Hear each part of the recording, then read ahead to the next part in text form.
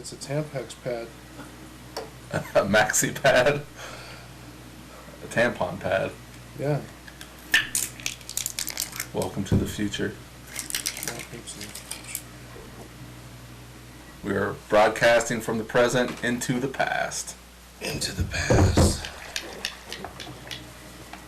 And if you listen real close, you hear the time machine whirring up, getting ready to send us on our journey. Right. You know how it goes. What's your My Wi-Fi? My Wi-Fi. Yeah, let me see. It doesn't have a name. It's one of the generic stupid One things. of the generic ones with no name. This one. Oops. Well, I think it's Bullet that one. I think it's that one too. So. Name on it. Bullet with a name. I'm at Bonta, And I'm Cory, Easley. and this is the sequel time travel podcast. So we both kind of went through and made. I don't know. I didn't make a definitive like top 5 list. You and your wife? Huh? No. You and I. Okay. What are you talking to me? That's bullshit. It is. There it goes. It's back. But we will have a backup. It's fucking weird. It is. That's weird. Before we get too deep into this thing and have nothing to show for it. That would suck. Because I think this is going to be a good one. Which problem is it's not. I'll kill you. You know what? Some of our best ones are the ones that we think are going to be bad. Like worst episode ever episodes tend to not be worst episodes ever. True. I remember having my time, and I was like, oh yeah, no, here's one of our recent ones. And one of the ones where it's like, I don't feel like doing this. It's going to be the worst episode ever. I had a bad week.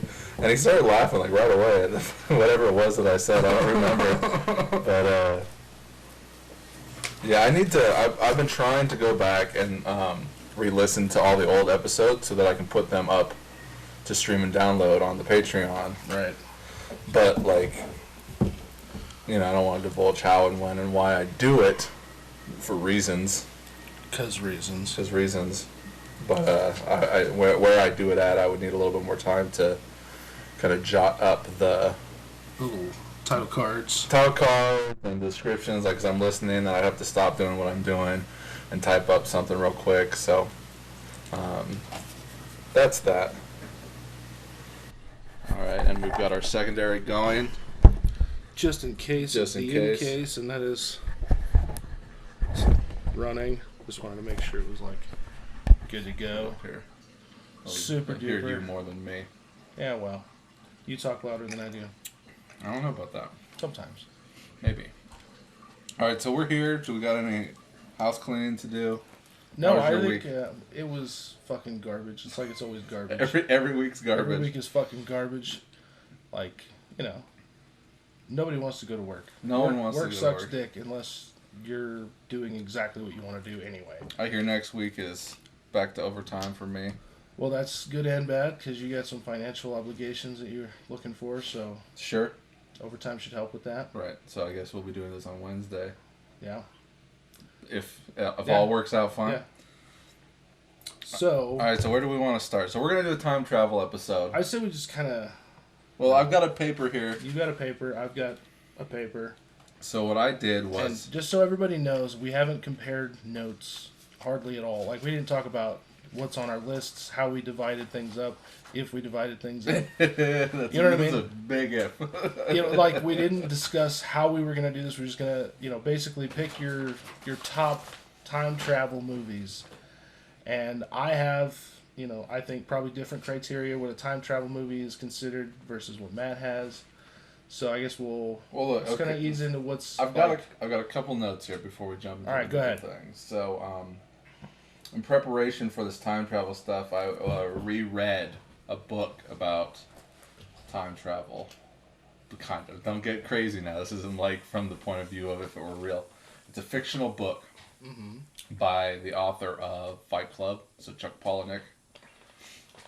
I wrote this book rant that I would love to be able to adapt into a movie. Okay. And basically what the book is, it's a series of interviews So it's I called, like books like that. It's called Rant, an oral biography. I think it's an oral biography. But it's just a series of interviews of people who know this guy, Rant, right? And I pictured it as like a documentary if I were to adapt it. And it's like it's a weird kind of like future thing. So weird future thing. Got it. So like essentially it's about a guy who died, right? And prior to dying, he unleashed an epidemic into the world of rabies. So he got rabies and he spread it, and it spread and spread and spread and spread. So this is a world and a post world of everyone having an epidemic of rabies. And the book begins talking about how this kid kind of grew up in the backwoods in the country, and he would just let spiders bite him, let animals bite him, let snakes bite him, just let everything bite him. And his theory was, this is just my own version of inoculating myself against poisons and everything else. And in doing so, he got rabies. Cool. But then he grows up and he takes off and goes to the city. Now, when he goes to the city, it's a world where people have these ports in their head. Okay. So there's no such thing as entertainment anymore. So movies and shit, it's all gone. All we have now are these ports in our head where what we'll do is we'll kind of record what we're doing, what we're seeing out of our eyes, right? Okay. And then people will rent those ported videos, right? And one guy, what he'll do is he'll drop acid and he'll port a video and then he'll record that and then he'll send that out. Like, this is the popular videos are of like a little girl like playing on the beach or jumping rope, right? Like little Susie jumps rope, or little Susie goes trick or treating, and he'll drop acid and he'll watch it and then he'll record that and then that'll be the video. Is little Susie goes trick or treating on acid, and then it's this whole thing where like either you'll port it through a blind guy and the audio will be better. You'll port it through a deaf guy and the video will be better. And you're not just watching it. You're hearing, you're seeing, you're smelling, you're tasting, you're right. feeling everything involved in this video. So it's not just like a VR headset. It's an experience. You're experiencing it, and you'll do all those things, or you'll port it through a dog and see what that video is like when a dog watches it. Or and like there's an illegal thing where they do it through babies, because they're feeling everything to the maximum amount of power because they don't have calluses, they haven't their skin hasn't whatever. So that's like the future thing of this world. Okay. Weird. I know, and I haven't even gotten to the time like you brought it up. Yeah. Well, it says it's a 3-part. So it's a 3-part series. Does it? But I don't think he ever did any other books. Released in May 2007. Right. I read it when it first came out. Rant is the first in what will become a 3-book series. I don't think that's ever going to happen. So, yeah. It may have fallen off. Yeah, he hasn't written any more with that. There was a note here from 2014 that James Franco had optioned the film and that never happened either. To Rant. And then... But see, if they did a movie, they'd probably do a movie... They pitched it in 2016, and then nobody's ever heard anything about it since. And if they did a movie, they would do it linearly, and you'll watch them do the things. But I would love to see it as like a mockumentary. Okay. Which I've got a good idea how I could do it. And you could even change things up by having these ported videos. Sure. Because every so often, they're like, oh, I recorded that whole thing when they're talking about a situation. Mm. But it's a weird time travel movie because because the way they time travel, it's so weird because once it really gets into it and it starts taking the twists that it takes, you're trying to keep up and figure out how it works. Okay. Because there's a guy called Green Taylor Sims in the book. Spoiler alert, right? And I'm trying to figure out if he's an old man or not. He would have to be an old man because later they say Green Taylor Sims is actually the first Rant. He's the original Rant.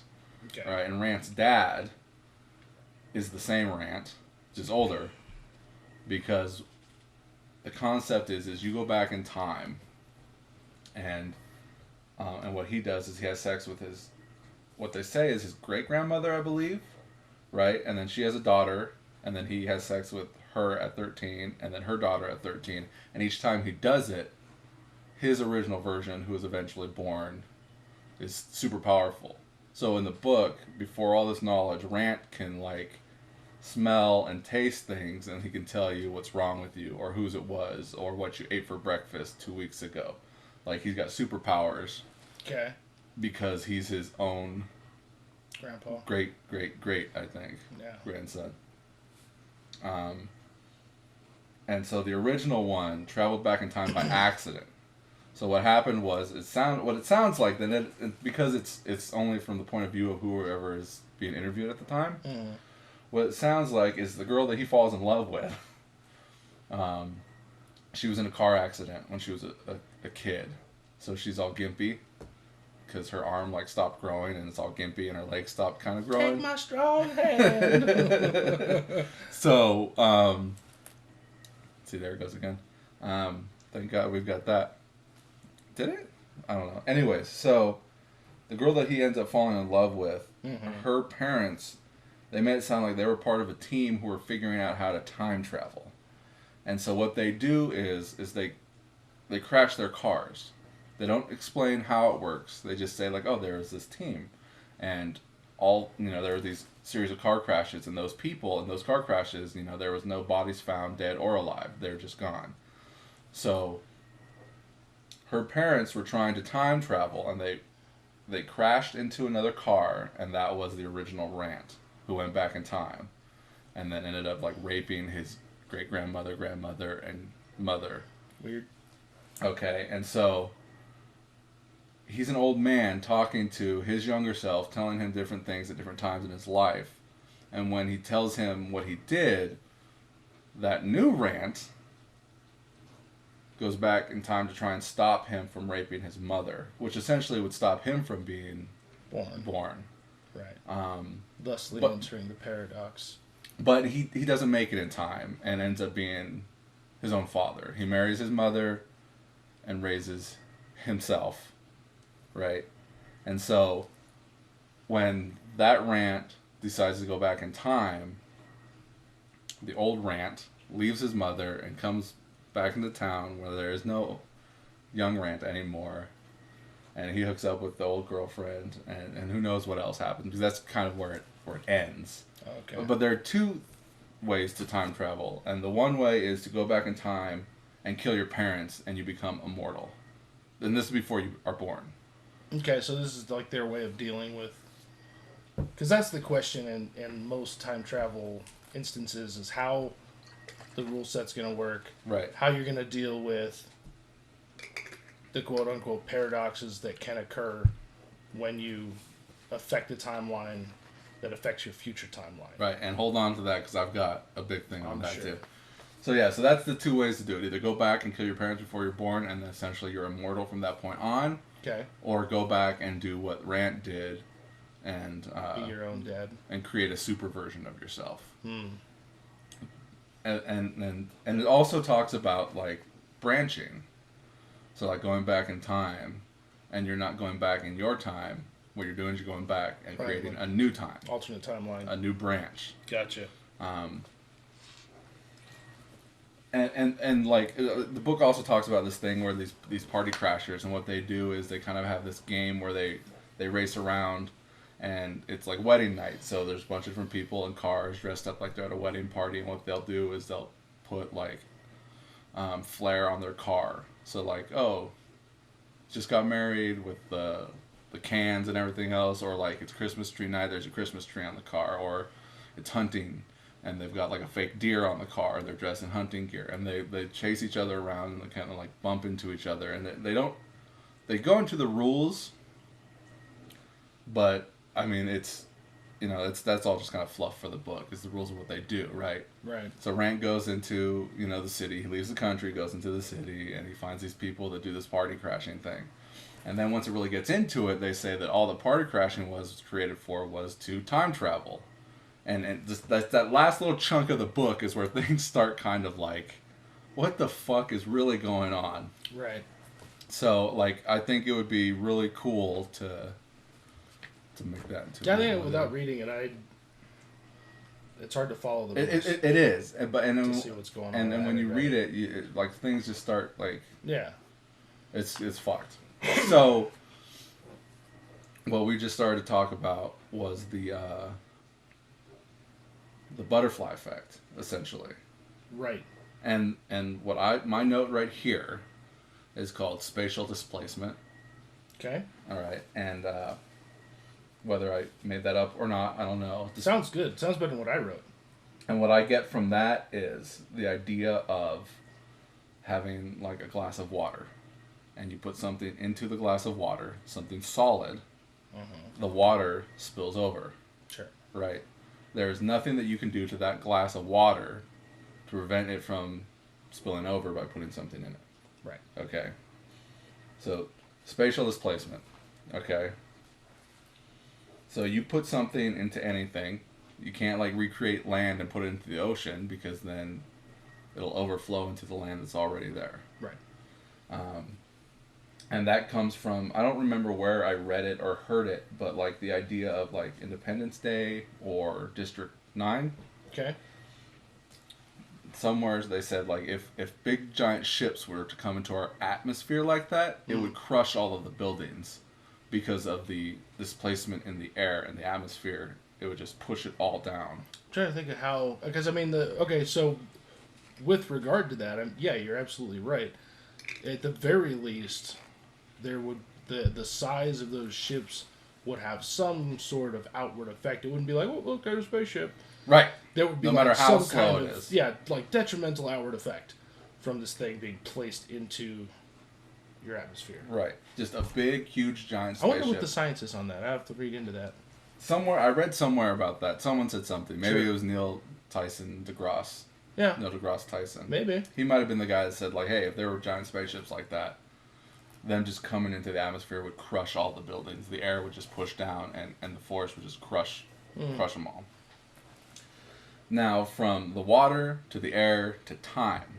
So the idea of the butterfly effect is if you go back in time and you do something, something's going to change. All right, there is no way to go back in time. Just by going back in time, you're causing the spatial displacement. Just having been there. Just being there is already going to change everything. Sure. Everything is even if you don't touch anything. If you go back in time and you stay in a box the whole time, you don't ever touch anything. You've already been. The only way that you could go back in time and not do something is if you were to go back in time into like an empty road, and you're there, and then you come back to the exact moment you left. Well, wherever you come back, and no one interacted with you is the only way that you can not change anything. Right. But just by going back. But that makes a shit movie. I know. But we're not talking about a movie. No, I know. We'll get into movies, but we're talking about the concept of just by traveling back in time, you're already causing the spatial displacement. This butterfly effect is already happening. Now, if you buy something or you... whatever it is. If you buy, like if you go to the store and you buy something, suddenly now the original person who bought that isn't going to buy it anymore, and now they're going to do something different. Or they are, or whatever. We don't know what all the ramifications are and could be for each little thing. One thing might not make might not make an outward difference. Maybe you buy, you go to the store and you buy, a pack of gum or whatever. There's 10 packs of gum. The other guy can buy a pack of gum. But if that gum's not there anymore because the time traveler bought it, now I got to go to another store and buy a pack of gum, and I get hit by a car. Yep. So yeah, and everything has an effect. And we don't see that in our daily life because we're always seeing the sum of the previous events. The only events. You can't draw it back to... Yeah, you can't draw back to what caused that event. So my favorite thing to talk about, and I think I've talked about this on a Dakota podcast, is that I believe in everything happening for a reason, but because of the reason that we set in motion up to this point. Right. So we were supposed to be here because of all the actions that we took prior to right now. And the people before us took actions before that. Every fork in the road that you hit led you to right here. Yeah, everything adds up to this moment. And so, like, you know, if you're in a car accident or, you know, if you're getting pulled over by a cop or if something bad's happening to you, it's because it happens for a reason, because of the reason that you kind of took those Sure. random or not choices in life to get to where you and are. regardless of the causality of the reason, like, it's not, oh, well, you know. Like, oh, I lost $20, but I lost $20 because of whatever. Right. You lost $20 because you put it in your pocket and then it was between your cell phone and your leg and you pulled your cell phone out of your pocket and $20 fell out. Sure. That doesn't mean you lost your $20 so that something else would happen. God didn't make it. Exactly. So that's where the only place I want to chop that statement off is everything happens for a reason, and I would rather change it to something else, like right, because the reason everything happened is because of something else. Right, because when people say everything happened for a reason, the idea is that it's because God wanted that to happen. Right, because of propensity for that action that has happened now to have affected the future, which it does. Right. But that doesn't mean that it was some kind of fucking intelligent design. Right. You know, you didn't lose $20 so that you could not buy fucking pot roast at the grocery store and then undercook it and then get food Everyone's poisoning. sick. Sure, right. Whatever. So it wasn't step A to B to C leads to D. It's A happened, and then B happened, and then C happened, and then who knows whatever Right. D is going to be tomorrow night. The course of action is not predestined. It's not predetermined. Right. But the effects in real life of those past actions. There is no A to Z. There's just we'll get to Z, and Z could be whatever. Yeah, Z is what it is when you get there. Z is when you die. A is when you were born. And that's it. That's all right, this and week's that's podcast. So, on that note that you've made about spatial displacement, I like that, and I'd like to talk about why you group that in with, I guess, okay, so with the butterfly effect, the displacement of time, or, you know, having affected the timeline, because really that's ubiquitous across all time. All time travel movies, no matter how they get there, what happens in it, having anybody influence the past is spatial displacement. So you're going to have an effect regardless of what the thing is. So I wrote down a handful of the time travel movies that I've seen, a couple that I haven't seen. We jumping into movies?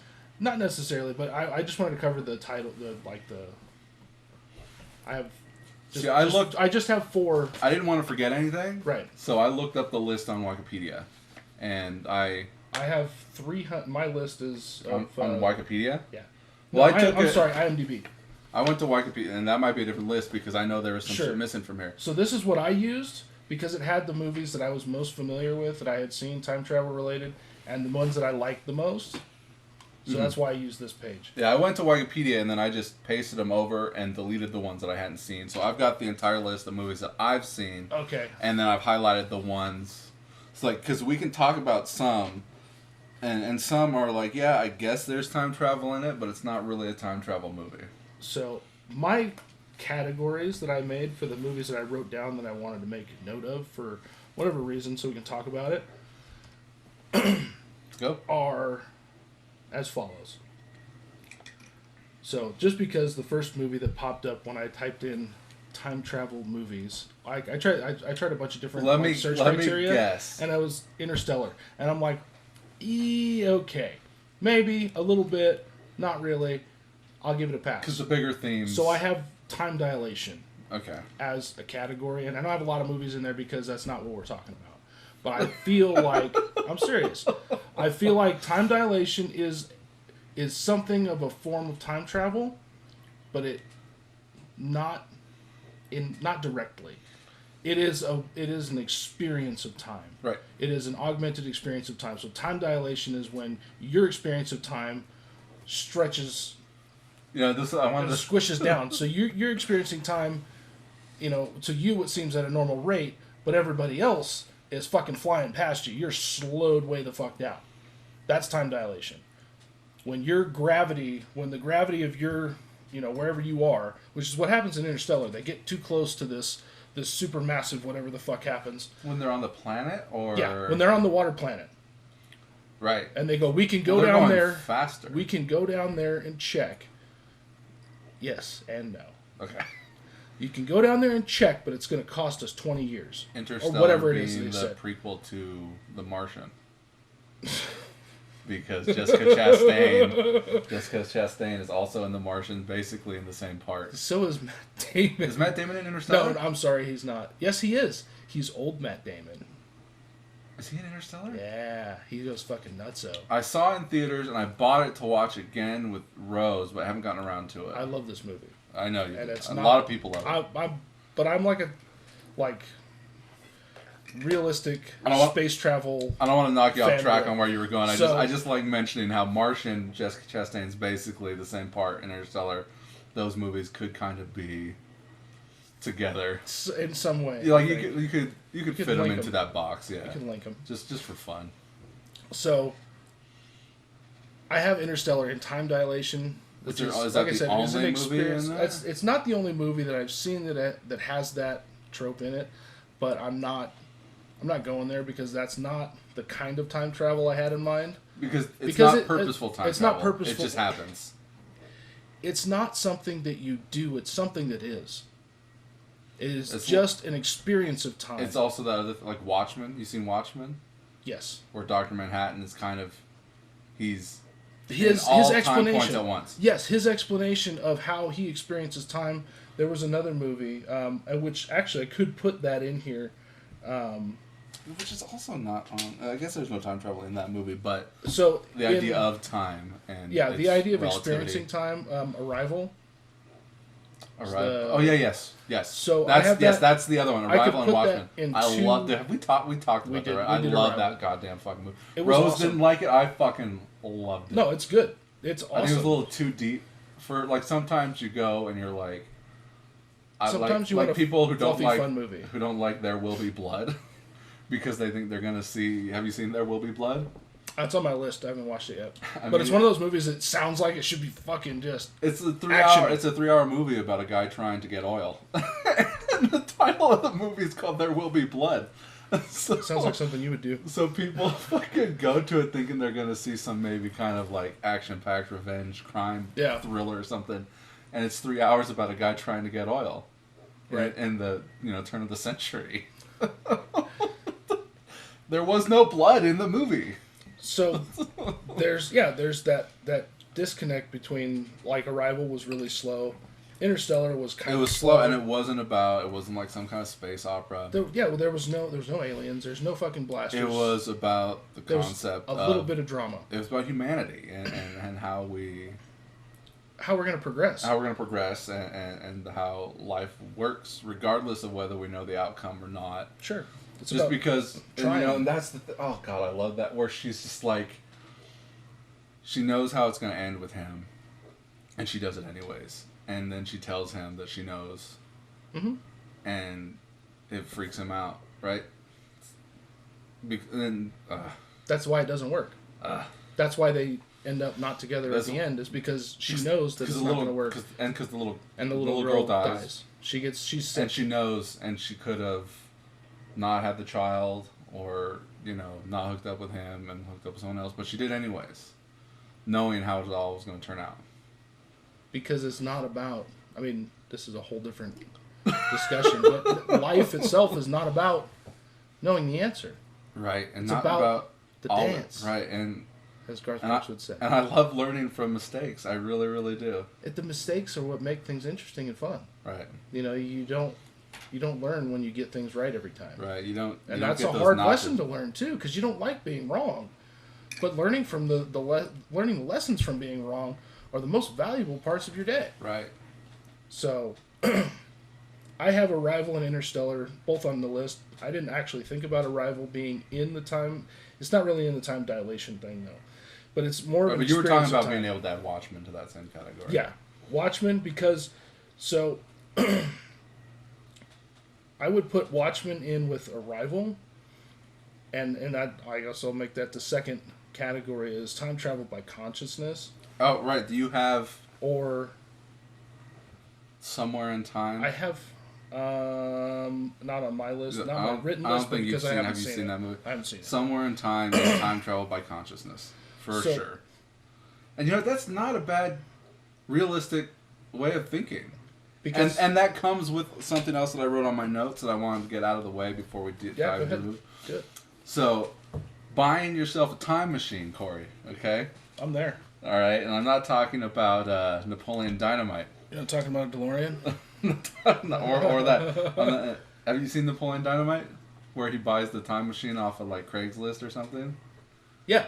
And Yeah. he has to put the little dealie between his legs, and it just fucking his shocks nuts. the shit out of him. And this has nothing to do with anything really. It's just something that I did. So, when I was a kid, I had like these cassettes. It was a 3-volume cassette thing called Wacky Favorites, and it was kind of like old songs that were like kind of goofy. And I listened to them a lot when I was a kid.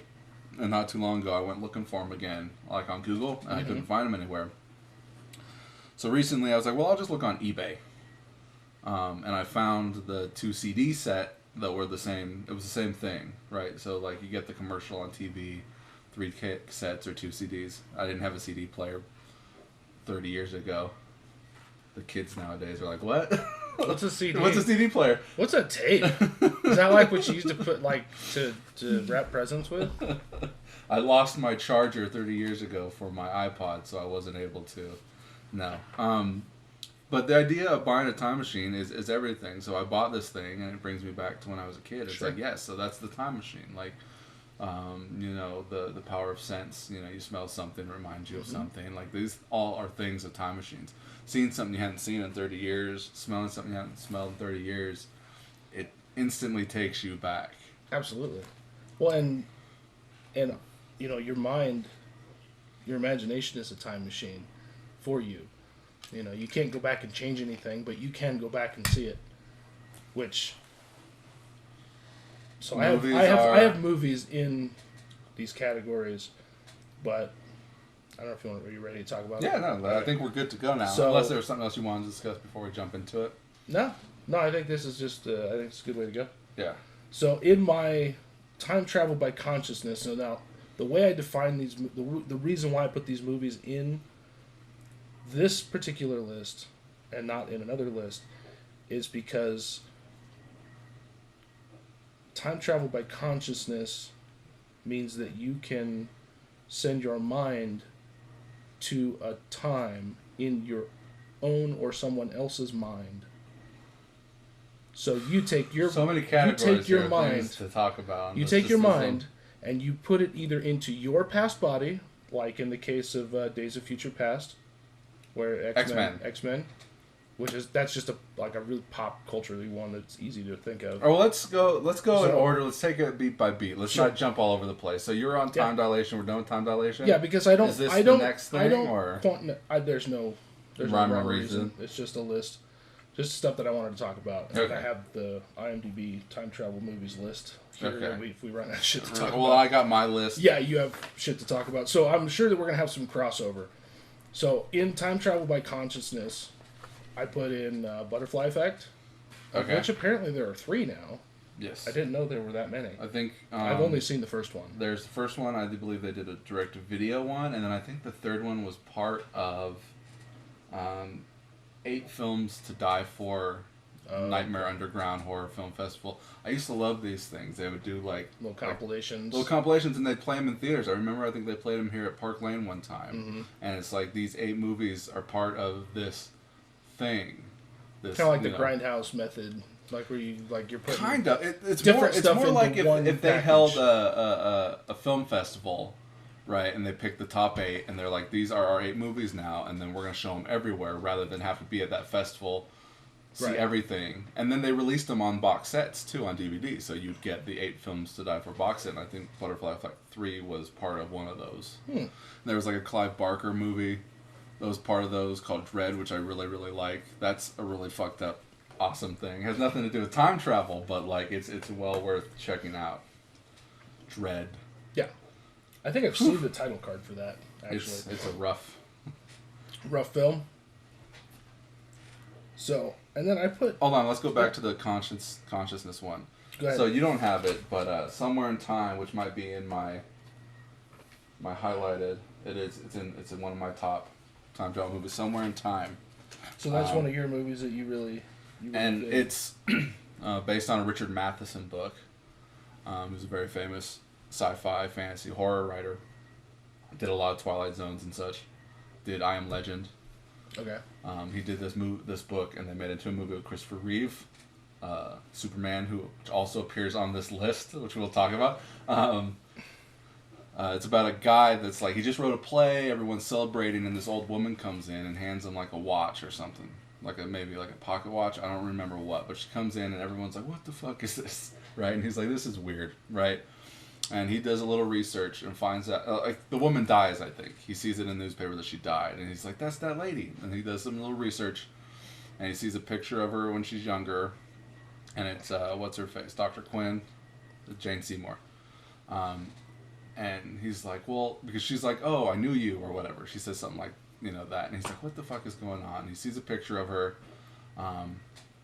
and what he does is he goes and he stays at the hotel where he knows that she's at in 1930 or whatever it was. Sure. Right, and he's in his room, and what he does is he takes everything out of the room and shoves it into the closet that is anachronistic.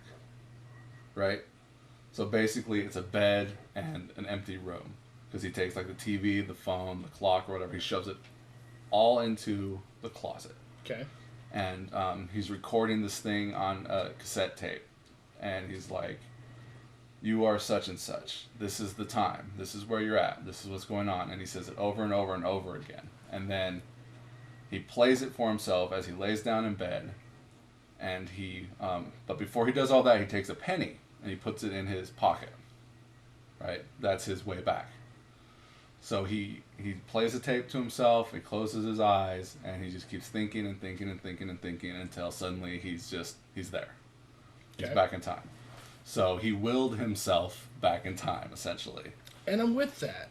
Like, methodology for films, I'll give methodology in a film as long as they have a rule set and they're using it. Go for it. I don't give a shit. Because it's your movie, it's your world. Right. So, yeah, if you can will yourself back in time. So he doesn't use a machine or anything like that. He just wills himself back in time. And it goes on to be like this, really good romantic drama, this love story between him and her.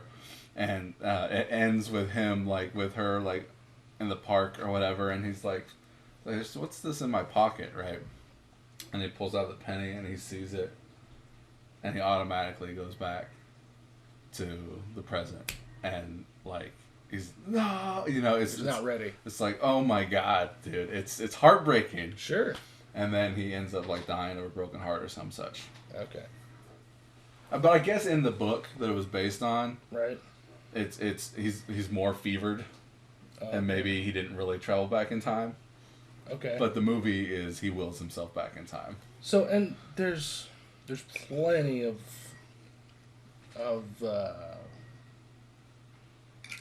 plenty of, iterations of that. Fudging time travel. Yeah, where... Because we maybe obviously it is, don't... maybe it isn't. Yeah, it's all mental, because we don't really have machines that well, and so some time. of them, some of the films, time travel by consciousness. What do you got down there? I have Butterfly Effect. I read the title thing on Donnie Darko. I don't know that I've seen that in like 20 plus years. It's so this list is so fucking bullshit, because it had the garbage direct-to-video sequel on this list, and I deleted it because I haven't seen it. But now that Donnie Darko is not on this list, and it's obviously a fucking incomplete fucking list. But absolutely. I got what I got. Sure, no, and I don't have a complete list either of all the things, because I can think of 100 other TV shows and stuff that really dive into this. So Donnie Darko, I guess that's by conscious, because I was thinking about that, like, because your physical body's not going somewhere. No, his physical body, does it? Don't know. No, he goes somewhere. No, there's some kind of like time bubble field thing, because That's where the plane engine goes. It smashes into his room and kills him at the end of the movie. Okay. Like I said, I haven't seen the movie in 20 plus years. I don't even think the movie's that old. Well, then I haven't seen it since douchebag. it was probably since it came out, if ever. 20 less years. 20 or less years. I think it's about a 17, 18-year-old movie. That's goddamn near 20 years. It's damn near 20. Yeah, So, no, that's it's a weird time travel one, but there is a time. I put it in quotes so that I can ask you about it, so you could like, because there was a lot of stuff in some of these films. It's like, not really, right? In my opinion. But I get like Deadpool 2. I mean, at the end of the movie, he's time traveling for fun, and Cable time travels. Yeah, that's so how really Cable does that. But the movie's not about time travel. No, it just is a superpower or whatever. Right. It's an effect of time travel. Right. It happens So, like, in the movie, but the movie's not about that. And I have Groundhog Day. I wouldn't call that time travel. He's doing the same day over and over again. Time loop. I wouldn't call that time travel. Live, die, repeat. Edge of Tomorrow. Edge of Tomorrow. That one's close, but also same as Groundhog Day. Except they give a scientific reason for why that happens, though. Right. And they actually, it's. Did you watch Groundhog Day on Groundhog Day? No. I do every year.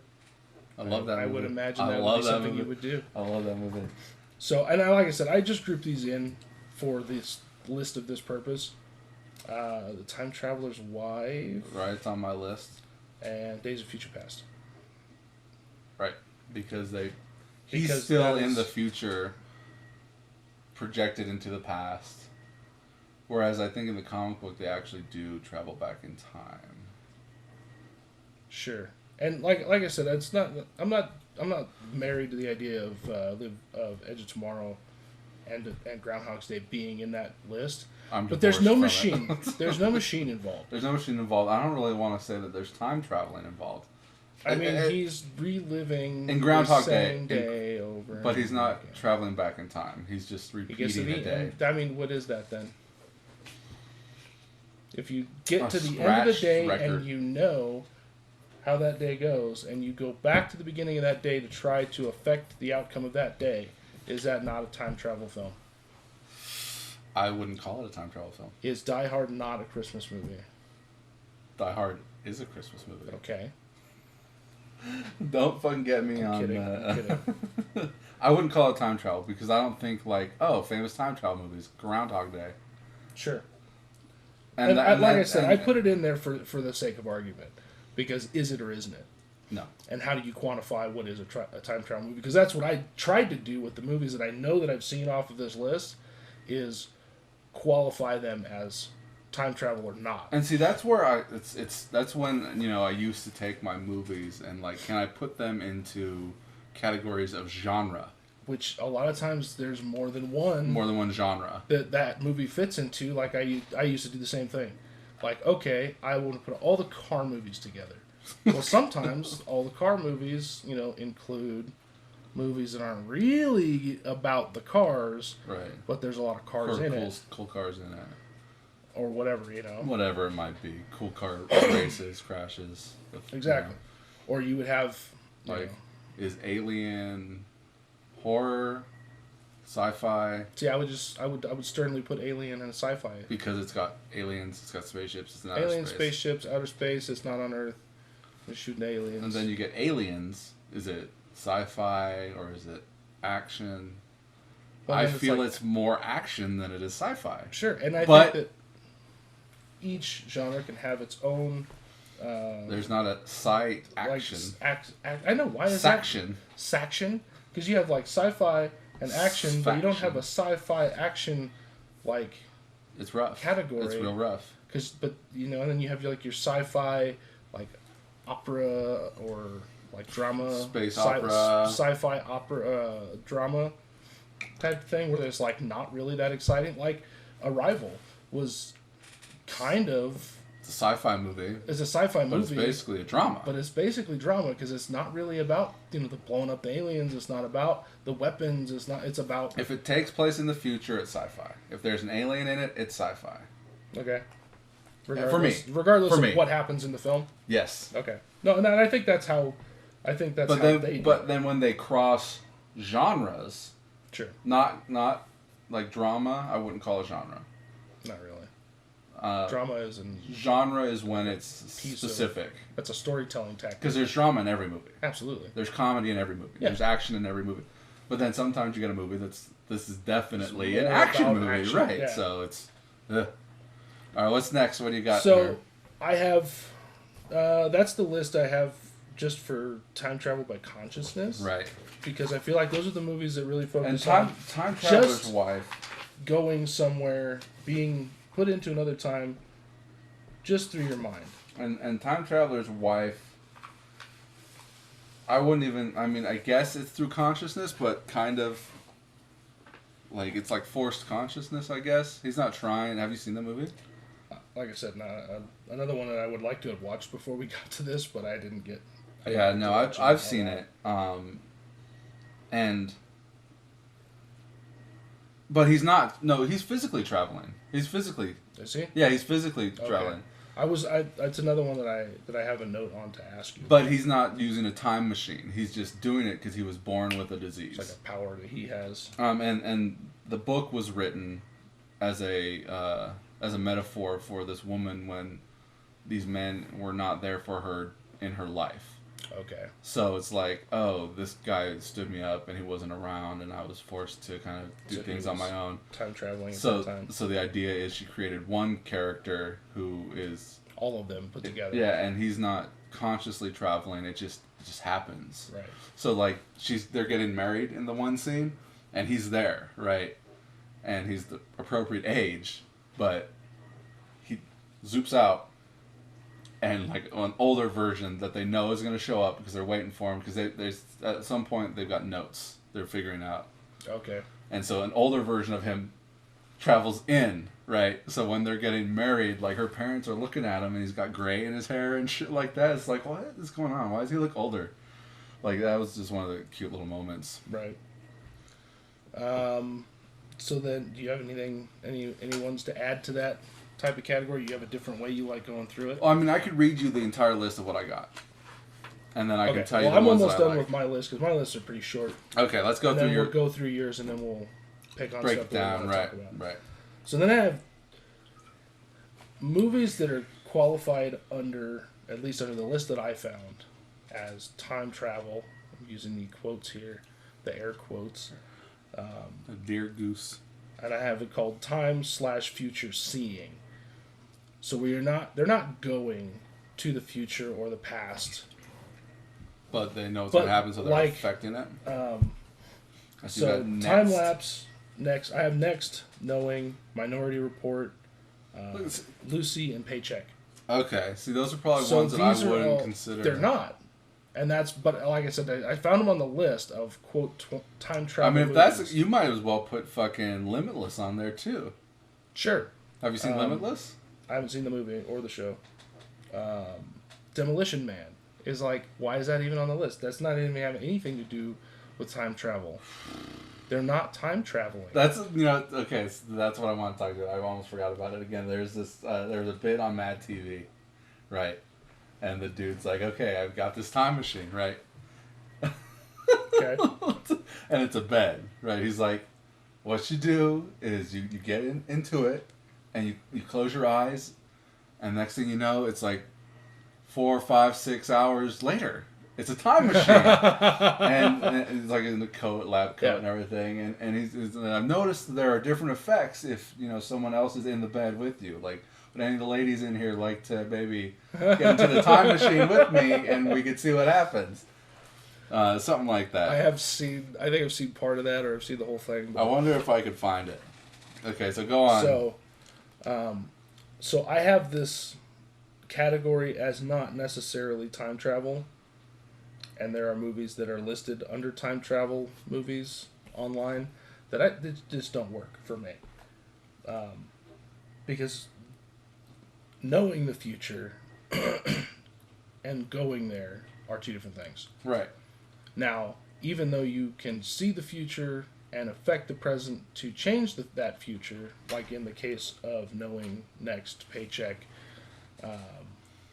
I think it happens a little bit in Lucy. It's a Ben Affleck movie. Yeah, Ben Affleck.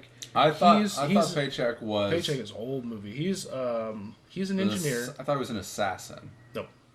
He's an engineer, and he gets paid to do like corporate espionage, basically, to reverse engineer products and then get like very fast. Like they steal the prototype, he reverse engineers it, makes it better. His company, and then that's it. He never goes and looks at it again. He never touches it. Doesn't ever say anything about it. He does the things. He gets paid. He goes home. So it's like a. I thought he was an assassin that they then remove his memory. No. It kind of feels that way by the end of the movie. You feel like that's what's happened.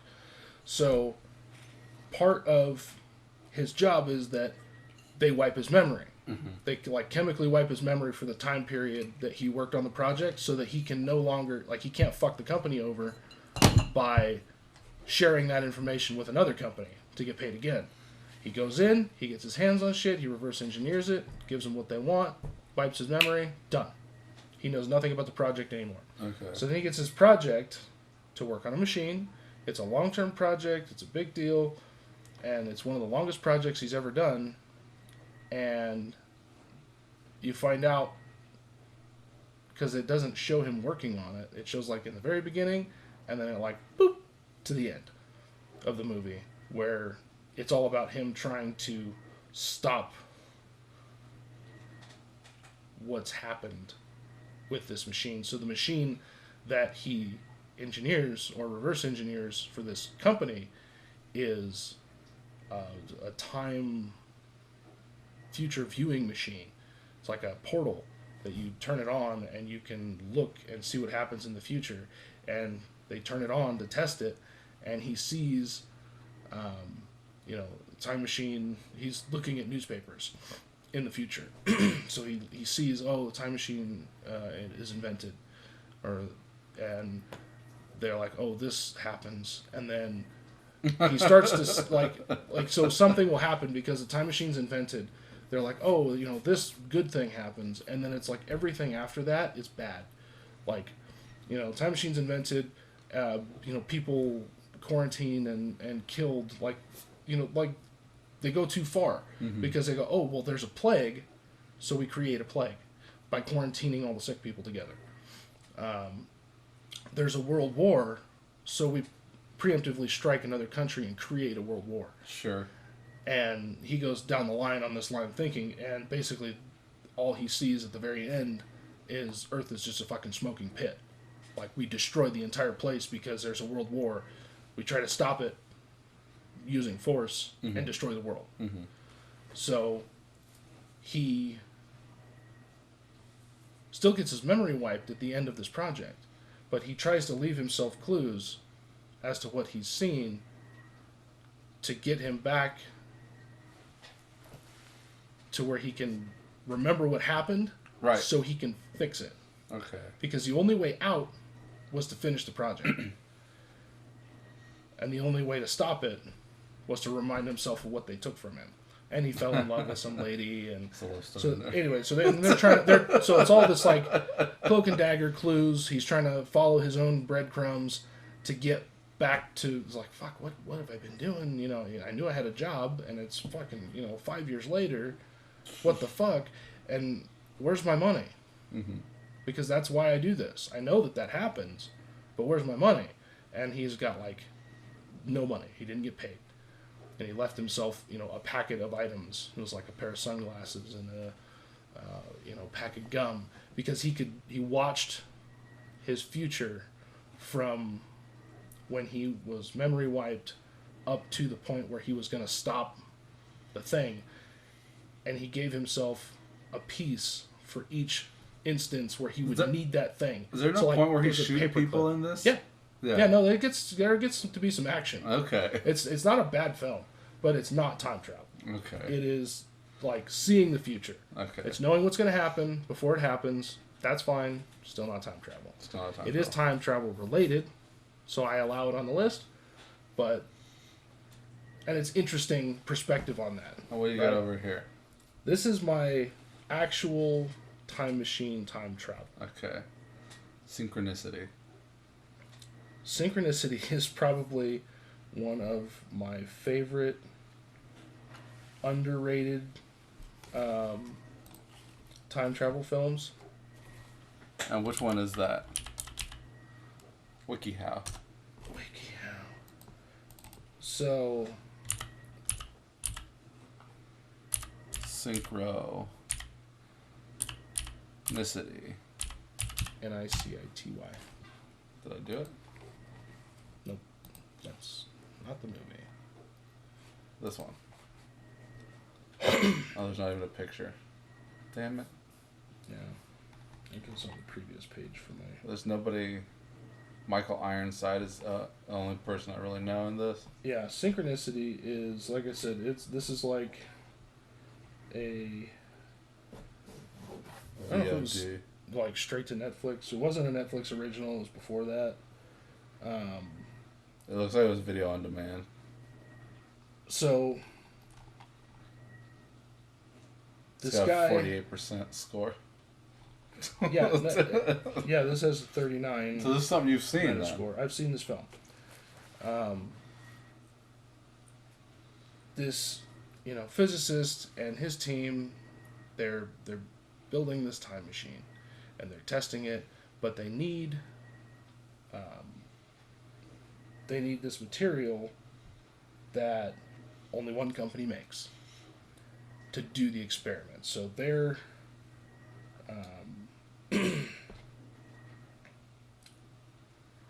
they're like sponsoring the research, because obviously the ramifications of having a time machine on future profits, goals for a company, use it for your own benefit. That's right. what most people want to use time travel for. So to get rich quick. But the physicists, the team that's working on this, are like, no, this is like the most important scientific discovery of all time. Like, this will teach us everything. So they're testing it, and the guy goes, well, if you want more of this material, I want this percentage of your project.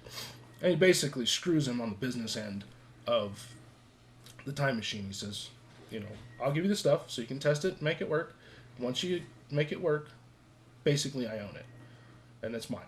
Okay. You can publish your paper on it, but it's mine now, and I get to do whatever I want with it.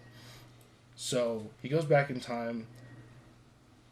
So you like this as movie? As an initial test. Is this a Yes, funny movie? It's not funny at all. Okay. It's not funny. It's very, very dramatic. When you said you liked this one, like So, it's your favorite one, I thought maybe it's you one kind of- of had a it's smile one of- on your face. Like it's maybe one it of was my favorites. a goofy movie. Because it explores what happens when you start going back to the same time to change the same event and it doesn't work. So he goes back in time and lives through the day trying to be like, because he's in a different place than his other self. So he knows, don't interact with yourself, right? So he's not interacting with himself, so he's in a different place trying to influence what's happening throughout the day. Okay. He falls in love with this girl. This girl is part of the... I got a movie like this. Yeah. To talk to you about. She's like the business guy's whatever. Hooker, side chick, whatever, mistress, yeah. But they fall in love with each other, but she's like... You can't tell if she's trying to get information from him so that she can feed it to the guy, or if she's doing it for a different reason. You don't know what her end is. You don't know what because her every time you motive get is all around about. to it, at the very end, he gets up to the day he's supposed to go back in time, and she's like, I'm in love with you, but I have to go back. I can't continue this relationship that's occurring now in the past before I go back. So it's this circular paradox where he has to go back in time because that's the point in time in which he gets to. At the very end of the film, spoiler alert, this is only out since fucking forever and a day ago, 2015, so I guess it's not that old. You get to the very end of the film, and the only way that he can go back in time, fall in love with this girl, and not die, because that's the other thing is, so with your spatial displacement, the two things that exist in the same time period that shouldn't be in the same time period. So the one thing that now becomes two things in the past. One being him. So, okay, so the initial test was a flower. And it was a unique flower that was in a case. They take this flower and they send it back to the past as a test. They put the two flowers next to each other through time. They put the two flowers next to each other within, like, what, the same 10 minutes or whatever? So, like, if I send this back, brand new bottle. Well, we know that's been here for the last hour. Right. So we send it back 30 minutes. Right. So that we can put them next to each other in real time. So, under the conditions of the film, it's a living thing. Right? So it's a flower that's alive, or it's a person that's alive. And it works. So they send it back, and they go, okay, these are identical. They, like, do the flower DNA thing. They're like, these flowers are identical. They are the same flower. Right. As time progresses towards the present time, when that flower goes back in time the first time, if you follow the loop, send it back in time, they go through time together up until that present time. Only one of those things can remain in their rule set for this film. Oh. So one of the flowers, if you don't send the original one back. If you don't send the original back to the present time, it cannot coexist in this is why time travel the past doesn't work. plane, right? So the flower that gets sent back in time starts to die. Whereas the other flower is fine. It still exists without... It still exists, but it starts deteriorating and dying as it gets closer to the present time.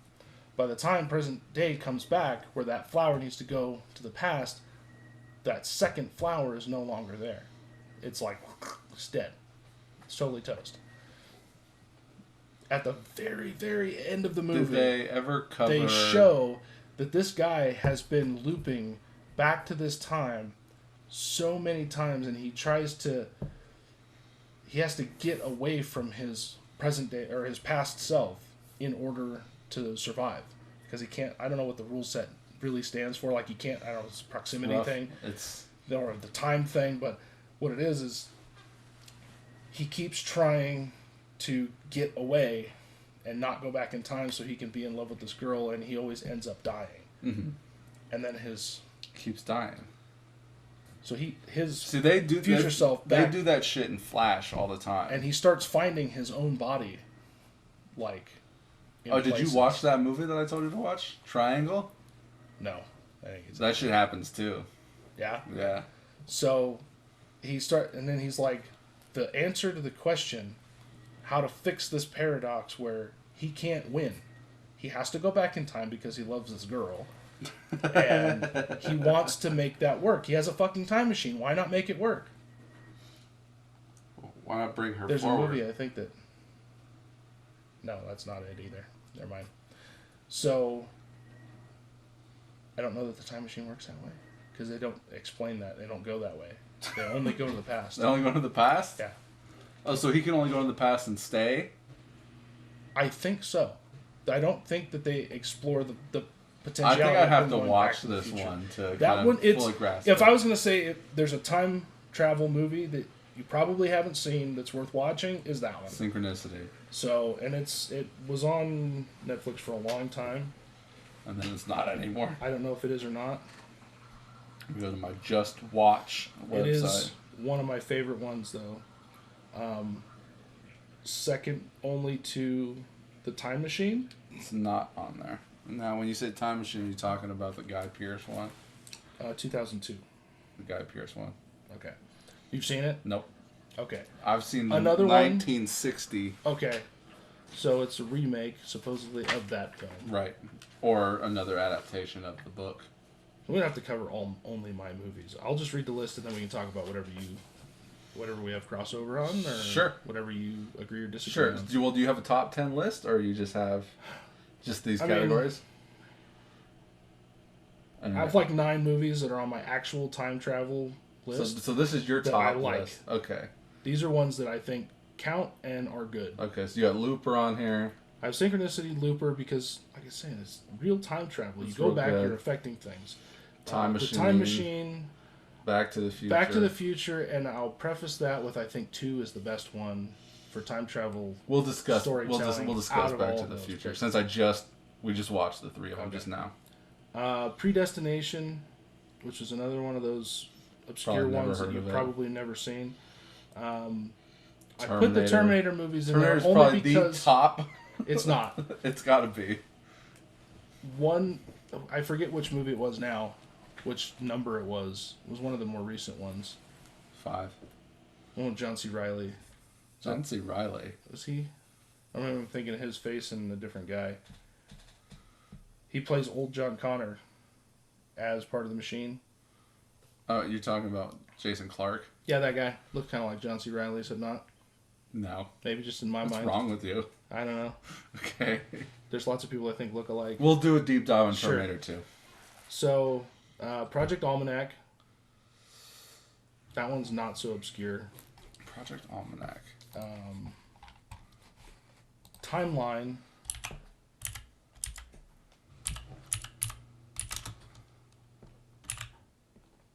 Project And- Almanac. ARQ. ARQ. ARQ would be like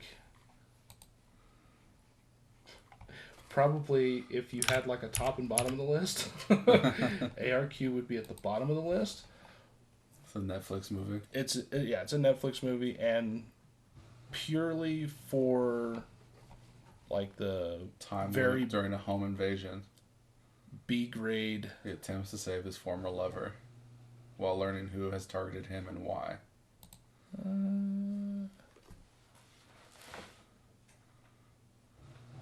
Yeah, it kind of. You look like. Either that's not the one. Yeah, that's not the one I was thinking of. I put that one on the list Thinking of something else? thinking it was a different film just because of the title card. That was my fault. So what movie was it that you were thinking of? Oh, it's got Robbie Amell in it? The one that I'm thinking of, I don't remember the name of it now. What was it about? So, it's a team of people that they build a time machine, and they test it, and they send a guy back in time. He goes, It you follow blows the him. president. You follow him. And he goes back in time, or forward in time. I think it's forward. Must be forward. Goes to the future. Maybe that's what it is. So he goes into the future. He gets, an hour into the future. And there is fucking just blood and bodies and fucking everybody on his team is just dead. Oh, okay. Like there's fucking bodies and masked men everywhere. Like their shit has gone down in the last hour. And he's like, how the fuck did we go from testing a time machine to everybody's fucking dead? So what happens is Well, what is this movie now? I have to find it. I'm What's looking wrong for it. with I'm you? looking for it. I'm certain it's on the list.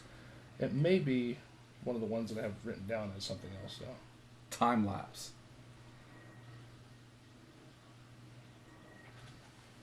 Radio silence. Radios. It's your turn to talk. Read your list. All right. So those are the movies that are on my list because I feel like they do the most justice to And we'll do a the, deep, the we'll do a deep dive on storytelling some of those. of time travel, travel. and what you would use it for, how things interact with each other, and a lot of times, like especially in the Netflix ones that are on the top of They're my able list, to make the. that makes people go nuts. All right. The prospect of using time travel makes you fucking. What about crazy. that Cloverfield movie? Project Cloverfield Is that you're talking about the one in the space Station? space station? Yeah. Is that a time travel movie? No. Okay. I mean, okay, so Interdimensional movie. I would call it interdimensional because you have temporal rift movies where they have more like. I mean, it's like okay, Where is Sliders on your list? I didn't do any TV shows Because I have Quantum Leap. I have But- TV shows that I love for time travel. The Quantum Leap theory is the string theory. So let's talk about. Let me do the list real quick. Do your list and then we can talk about we time can talk travel. about time travel types and Okay, so you got. So I wrote. This is the list of all the movies that I've seen. So you got like 12 Monkeys, Austin Powers, The Spy Who Shagged Me, Austin Powers, The Gold Member. It doesn't have the first Austin Powers on this list though. I guess not time travel. Okay, because he's frozen. Okay. Yeah. Avengers Endgame, which we can talk about. I highlighted the Back to the Future trilogy, which you also have on your list. The Bill and Ted's time travel is involved in those movies. Butterfly Effect. Click. Would you say Click is time travel? Yeah, I mean, Adam Sandler. I mean, he's fast forwarding through trying. It's Deadpool 2. Deja Vu. Now, I've seen Deja Vu. I don't quite remember it. Deja Vu is some kind of time travel involved. Yeah, that's Denzel Washington. Yeah. Like, events happen and they're able to rewind and, like, find the bomb or whatever. Okay. Detention wasn't on the list, and it was a movie that I own and I've seen, and I wanted to watch it in preparation, didn't get around to doing it. I wrote in Donnie Darko, was not on there. Escape from the Planet of the Apes, there's some time travel in there. Evil Dead 2, there's a little bit of time traveling at the end of Evil Dead 2. Frankenstein Unbound is kind of like, it's about a time traveler who goes back in time and ends up in the middle of the Frankenstein situation between the monster and the creature. And he's got like a DeLorean type time machine. It's a car. It's a car? It's a car. Love car time machines. But I'm a car guy, so I would. Harry Potter and the Prisoner of Azkaban was on this list. I saw that on the list, and apparently I haven't seen it in so long. If you remember, this is the movie where you're watching it and things are happening, right? Okay. And then when they go back in time, you see the other side of what's going on. Like, oh, that was the kids doing that. Okay. Like, he thinks he sees, like, the ghost of his father, but really it was them, like, flashing a light or whatever it was. And that's right, because they get to the very end and it's like, ugh. And you hear, like, the guy cutting off Buckbeak's head. But then when you go back in time, you see, oh, he's just didn't get to do that, and he cut the pumpkin, the giant gourd, things like that. I don't remember how they traveled back in time, but I do remember that that's what happened. It was Specto Patronum. I got Hot Tub Time Machine, which is highlighted, so it's one of my top time travel movies. I've seen like most of it. I used to watch that movie I was every weekend. On the floor at your house when we were watching it, and I don't remember that. It was at your apartment. But I watched that movie so fucking much. I love it so much. I got Interstellar on here also. I didn't highlight it. The Jacket. I watched The Jacket yesterday. Okay. So I saw The Jacket on the list, and I'm like, you know what? I bought that DVD. It's sitting there gathering dust. I'll watch it since we're doing this. And that is kind of like a consciousness thing. So this dude in the Gulf War gets shot in the head by some kid, and they think he's dead. But then he's like starts blinking, and they're like, "Oh, he's not dead." So he ends up going back home, and he helps this little girl and her mom, who's all whacked out. Helps them in their truck, and he gives her his dog tags because she wants him, the little girl, and they take off, not giving him a ride because the mom was all fucked up, like she was drunk or something, and he lets him drive away, the little girl. And then some dude picks him up, and they get pulled over. Next thing you know, he's like in a mental institution. Okay. And what happened was that dude shot the cop, and the cop was trying to pull out his gun and ends up shooting him, Adrian Brody, and he goes down. And the dude's like, "Oh, I got away with this."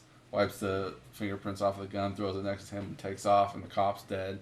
So it looks like he killed the cop. So they put him in a mental institution because they think he's got like PTSD, blah, blah, blah. Daniel Craig is in this movie. I think the same year that Casino Royale came out. Interesting. And he plays a nutcase. Doesn't really have much to do, but he's in the movie. Chris Christopherson plays the doctor.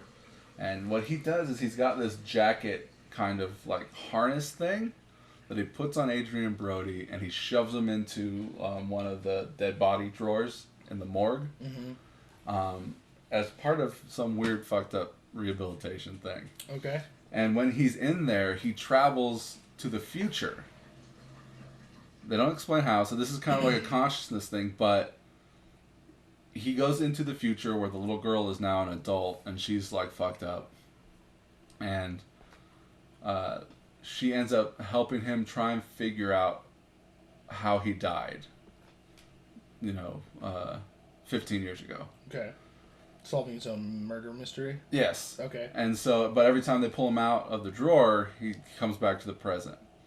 And so he keeps trying to get back into this jacket and go and figure this out. So he's going to the future, and he's talking to the woman doctor who helped him, and everyone's like, "Oh man, you look just like him," and he's like, "Oh, I'm the nephew," right? Okay. Until eventually he gets past that, and when he goes to Chris Christopherson, he's like, "No, it's me." Right, I'm in the drawer right now. Like they go to the hospital where he's actually at and he's like, this is where I am when he's with her, Keira Knightley, the little girl, but she's an adult, and they open it, and obviously he's not in there, but like he's like, this is the drawer that I'm currently in the past, projecting or whatever he's doing into the future. Like I said, he goes to Chris Christopherson, and he's like, no, he's like, are you the son? And he keeps trying to figure out who, like he hit his head or something. Someone hit him on the head and killed him, and he died. And he's trying to figure out who did it, and he's talking to these people, who did it, you know. He's like, oh, I helped you in the past, and then what was the last thing I said? And he's like, oh, you said this to me. So every time he goes back, he does the thing that he needs to do to get them to think he's not crazy or whatever. Mm. And at the end of the movie, the woman doctor, she takes him out of the institute to go see the little girl who wrote a letter for the mom to be like, I need you to read this. I need you to believe me. And he kind of like sets the mom straight to stop being like a druggie or a drunk or whatever and treat your daughter right because she's fucked up in the future. And when they get back to the hospital, he has a thing. He wigs out and he slips on the ice and smashes his skull on the ground. And like the blood starts pouring out, and he's like, you gotta get me in the jacket. So they take him and put him in the jacket, I guess, as he's dying. So he projects into the future one last time, where he first went. And she comes out of the daughter comes out of the diner, and she's better now. And the mom's still alive now, and it worked. But she doesn't know him. Like, they had sex earlier in the movie. At which point he disappeared by the time she woke up. But yeah, so like it looks like he was able to project himself to the future and be dead in the past, and it fixed everything. Kind of like, what was that movie? Recent film. Fuck. Not sure. But I watched that in preparation. You got Jumanji on here. Do you feel Jumanji was a time travel movie? I don't know. Because time goes forward without traveling, but then once they finish the game, they jump back. But it's not a time machine. It's more like a Groundhog Day kind of do-over. Sure. I mean, I'll give it that because they get, they have an effect on the past. Once they get the little boy that was stuck in the game out, Robin Williams' character. Right. Once they get him out of the game and they finish the game, he goes back and lives his life. With the girl, and they're happy, and they prevent the parents from dying. Right. So, I mean, yeah, okay. Time-ish. A little bit more so than Groundhog Day, I think. Yeah, probably. I mean, same as Edge of Tomorrow. Because it's an experience of time. So, it's one of those movies that's like close enough and it's on the edge. But no time machine. No hard time machine. No like purposeful. I mean, if you want to call the board game a time machine. But it's not though. It was just part of the rules. I would put it in with, if I had another category, with like the temporal rift experience. Okay. Where you are like accidentally fucking transported through time, and the actions taken outside of your timeline, don't necessarily affect your timeline. See, Zathura is on this list also. Did you see Zathura? It's basically the same movie. I have seen, it's a future. Because he's the little version. boy, right? Dax Shepard's the astronaut. Yeah. He's also the little boy. Right. Just like Robin Williams. Exactly. So same concept. I got Just Visiting. Did you ever see Just Visiting? Now, this was an American remake of a French movie. Okay. And the French movie starred Jean Reno. You know who Jean Reno is, right? He's the bad guy in the first Mission Impossible. He's the professional. Yeah, the professional. Leon the professional. I was going to say him. But I guess they made this movie in France, so it was really popular, and it's like they remade it, and he came back to play the same role, and it's about these two like French knights who time travel to the present, and wacky adventures ensue. Okay. Kind of thing. I remember like catching. It's a stupid movie. The American remake is just one of those goofy kind of throwaway like, oh, Right. it's a silly comedy. But it had its moments. Justice League, the Flashpoint Paradox, and it's one of the animated movies. Okay. We won't dive too deep into that. But they did it on The Flash, the TV show, and what he did was he traveled back in time to save his mother from being killed by the Reverse Flash. Right? Okay. And at the end of the season, he did that. At the beginning of the next season, he's living in a world where his parents are still alive. He's still the Flash, but he's not. Like, he still has his powers, but he's not the Flash superhero doing Right. things. But shit starts to converge and happen to where he has to go back and fix it. And he has to allow his mother to die. And he does that. But when he comes back to the present, things are the same but not. Right. So it's not a matter of fixing something and it going back to where it was. Shit was still different. And that show and the entire Arrow universe had impacts based on him doing that. Oh, really? So they like carried it out. Yeah, so like Diggle in Arrow, before the Flashpoint, he had a little daughter. In the new one, he's got a son. So, I mean, and yeah, it just... So they just changed it? Just changed it. Across series? Across series. That's Across the whole... awesome. Yeah, That's fucking cool. It's amazing. Because that's what you want. Is you want them to commit to the real effect of time travel and make it be the real thing. That's why I love those shows. That's the best comic adaptation of comics I've ever seen. Is you got Green Arrow, Flash, Supergirl, Legends of Tomorrow, and now there's Batwoman. Arrow's over with. But like Legends of Tomorrow is all about time travel. That's what the show is they travel back in time to fix these aberrations. Okay. And like there's just it's an amazing fucking series and they cross over all the time and it's the best adaptation of comics I've ever seen. I got Kate and Leopold on here. I didn't watch it. I planned on trying to get it in, but I didn't. I've seen it on the list. A Kid in King Arthur's Court, which is that was fun. A take on a Connecticut Yankee in King Arthur's Court. Along with that one, I want to throw in Timeline. We didn't talk about it on my list at all, but that's... What is Timeline? Timeline is... Sounds familiar. They build a time machine at a university and I don't know if it's a time machine or if it's just like a temporal rift thing, but they are students of history and they want to go back to this medieval time and experience the film. 2003? 2014. No, that's a time movie. I don't think you've seen a time movie. Michael Crichton's 1999 novel, Paul Walker. Yep, that's it. Oh, it was directed by Dick Donner. It's got David Thewlis, Billy Connolly, Gerard Butler. Man. Gerard Butler, I feel like, is the, I want to say he's the teacher, maybe? This guy's probably the teacher. Oh, yeah. Okay. I haven't seen it in a long time. But what happens is they go back to the past and they are students of history.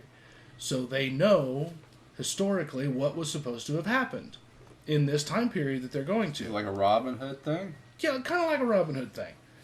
But so I don't know if they get dressed before they go back or if they go back and get dressed. I think they were trying to be careful, though. So they were trying to be, like, period correct with the clothes and the things, and they get there, and, like, one of the students is, he's French. Mm-hmm. So he can speak French. He has a French accent. Okay. He speaks English and French. Okay. He's in, like, I forget where they said they go back to. France? It says France. Archaeological study of the village of Castlegrad near the Rock Castle in Dordogne, France. So what happens is they get, like, picked up. Scottish archaeologist. That's probably Gerard Butler, right? They get found by some English Crusaders people or whatever, and they end up, the English and the French weren't best friends back then. The English thought the French were spies, and like it was a bigger mess than they realized. Putting themselves into this thing, and they try to get everybody out, and they're trying to get everybody back from like one person's held prisoner. So how do they do this? They build a time machine? I don't remember if there was a time machine in there or not. I believe there to be. Teleportation technology. Locked onto a stable wormhole. Okay. So it's kind of like a Stargate, maybe. Yeah, something like that. Now, how are they able to get back? Yeah. There's a French spy. Oh, someone dies. Yeah. Francois dies. Yeah, Francois is the French student, exchange student. So anyway, this is, if you haven't seen it, it's a fun time travel movie to watch. That Oh, Ethan Embry, Michael Sheen, Neil McDonough. You got some people in here. sure, and it covers the basis of time travel, and it covers one of the things that I think about a lot with time travel, because I have uncounted like time travel dreams, and we can get into that on another day. Sure. But it covers the social aspect of and the social ramifications of time travel, which I think get overlooked or not necessarily, like they don't deep dive that in most films, but like they do it in Back to the Future, where it's like, why do you keep saying heavy, Marty? Is there something wrong with the atmosphere? Do we got to put a lid on this one? Are we getting close? Okay.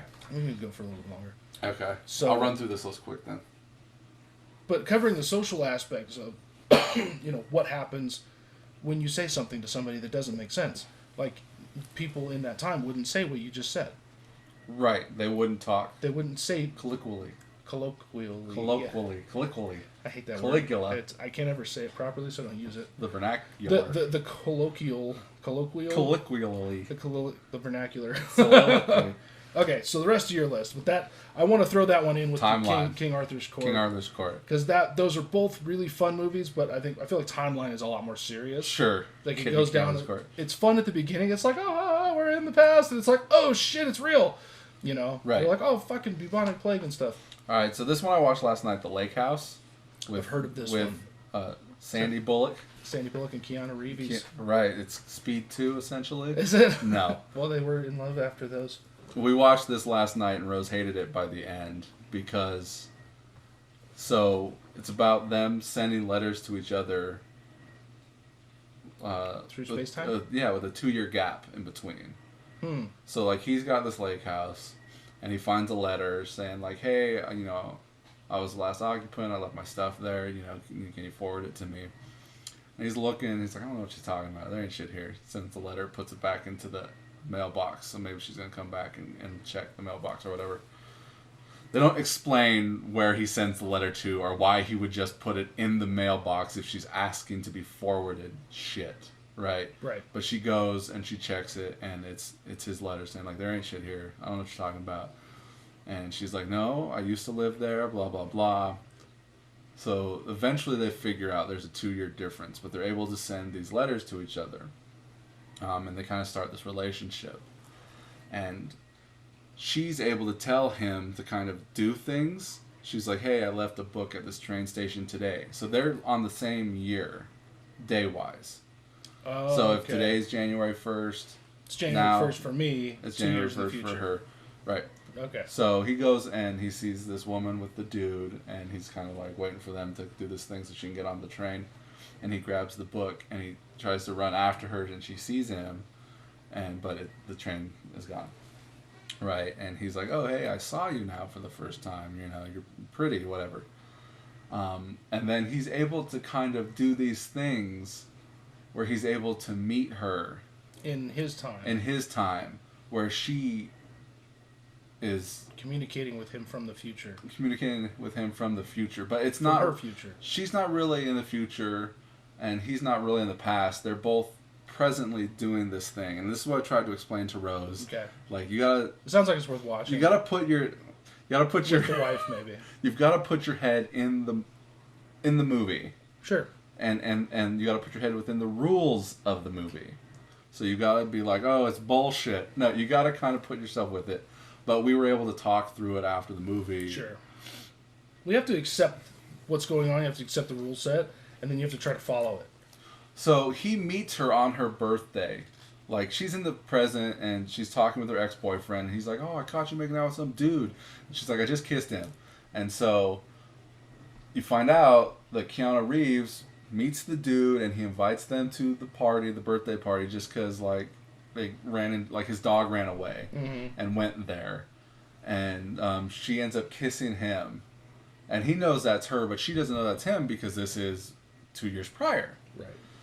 But she remembers in the present, her present, like, oh, that was you. And she writes in the letter, and they kind of get into this kind of a little bit of an argument, but then press on past that. And she's like, I want you to, let's meet now. I want you to go and make reservations, and we'll do this tomorrow night. And he doesn't show up. Right. And she's like, she writes him a letter. She's like, hey, you didn't show up. So he's like, I don't know. Let's try it again. She's like, no, I don't think it's going to happen. You could have shown up. You didn't.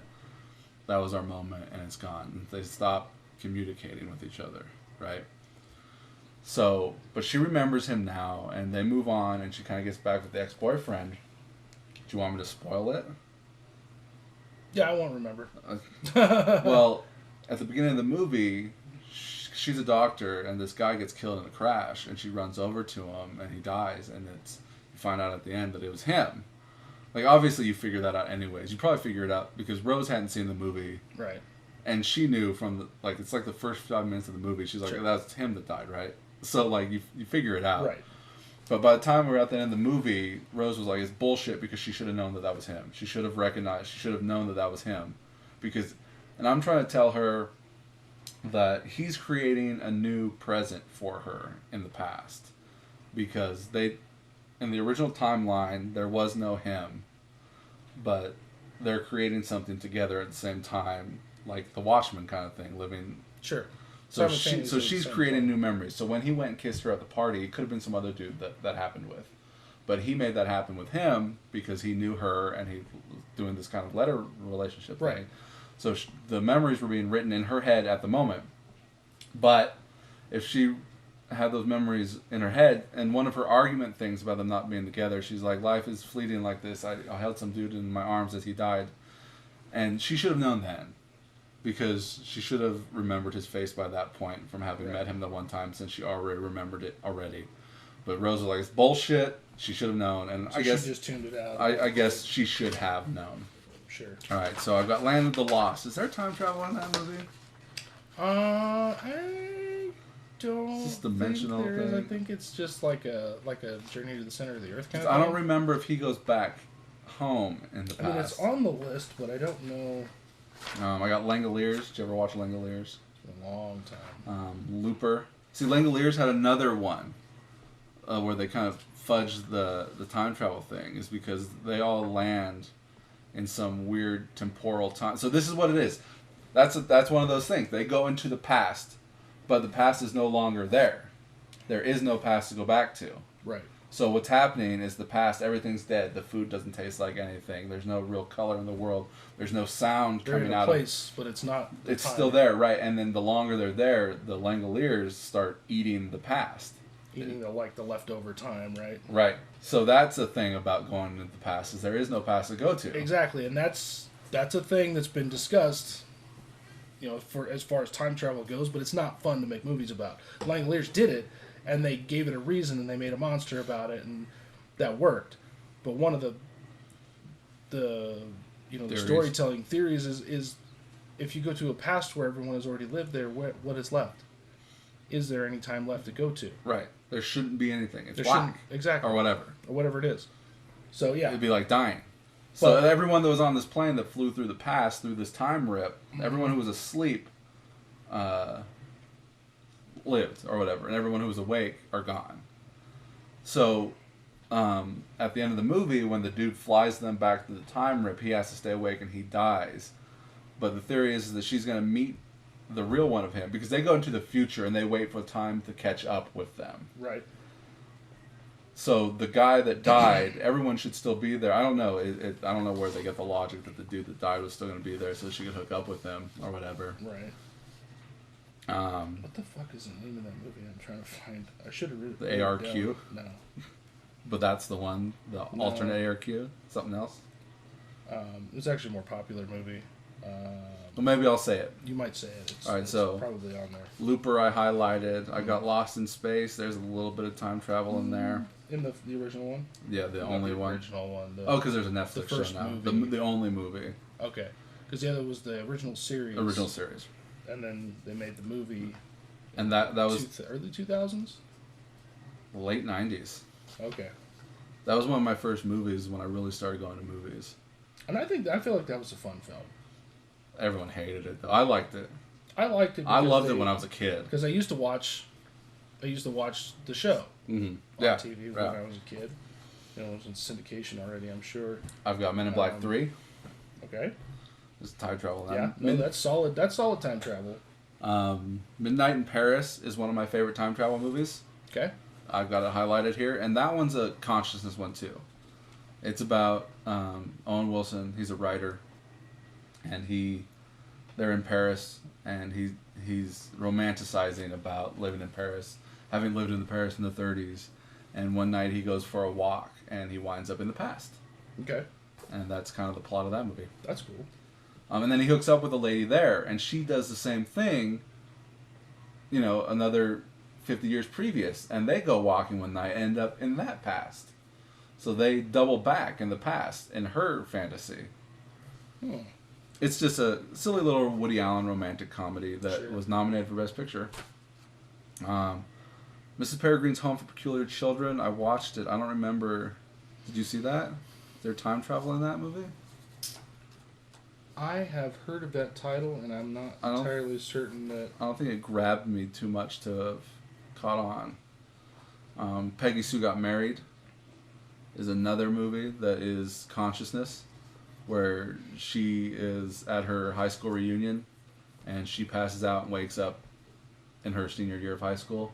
Okay. And she kind of relives some moments that she wished she would have relived, but they kind of happen as if they already originally happened, kind of thing. Right. Planet of the Apes is obviously a time travel movie because he travels into the future. Travel into the future, distant future, where the apes have evolved and taken over. And then Run Lola Run, I wrote that in because you reminded me of it. Run Lola Run is a movie where it's like 3 vignettes where it's animated and you see this girl running and she runs and it gets to the end where her boyfriend dies or whatever. I don't remember. It's been a while. We watched it in screenwriting in college. Okay.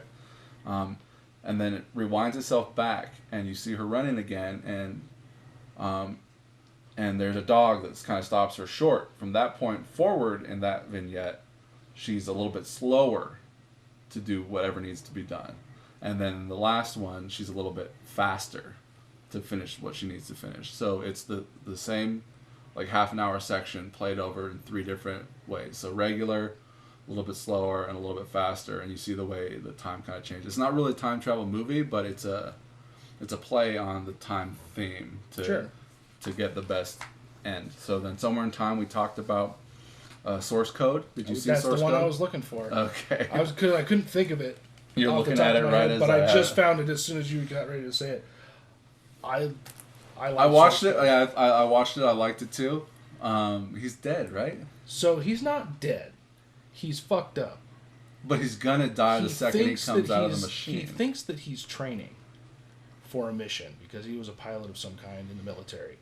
What happened was he was flying a military mission, his ship got blown up, and he is like, there's not much left. Right, he's some like kind of weird transitional death life. Basically, very little of him left in this like incubation chamber, but they've tapped into his brain, and with this machine, they can have him go back into the past, like 15 minutes, 18 consciously, minutes. And I don't know why I didn't write it on this one. It's like 18 minutes or something like that. 8 minutes. 8 minutes. He has 8 minutes to find the guy that blew up the train. Right. To find the bomb and disarm it.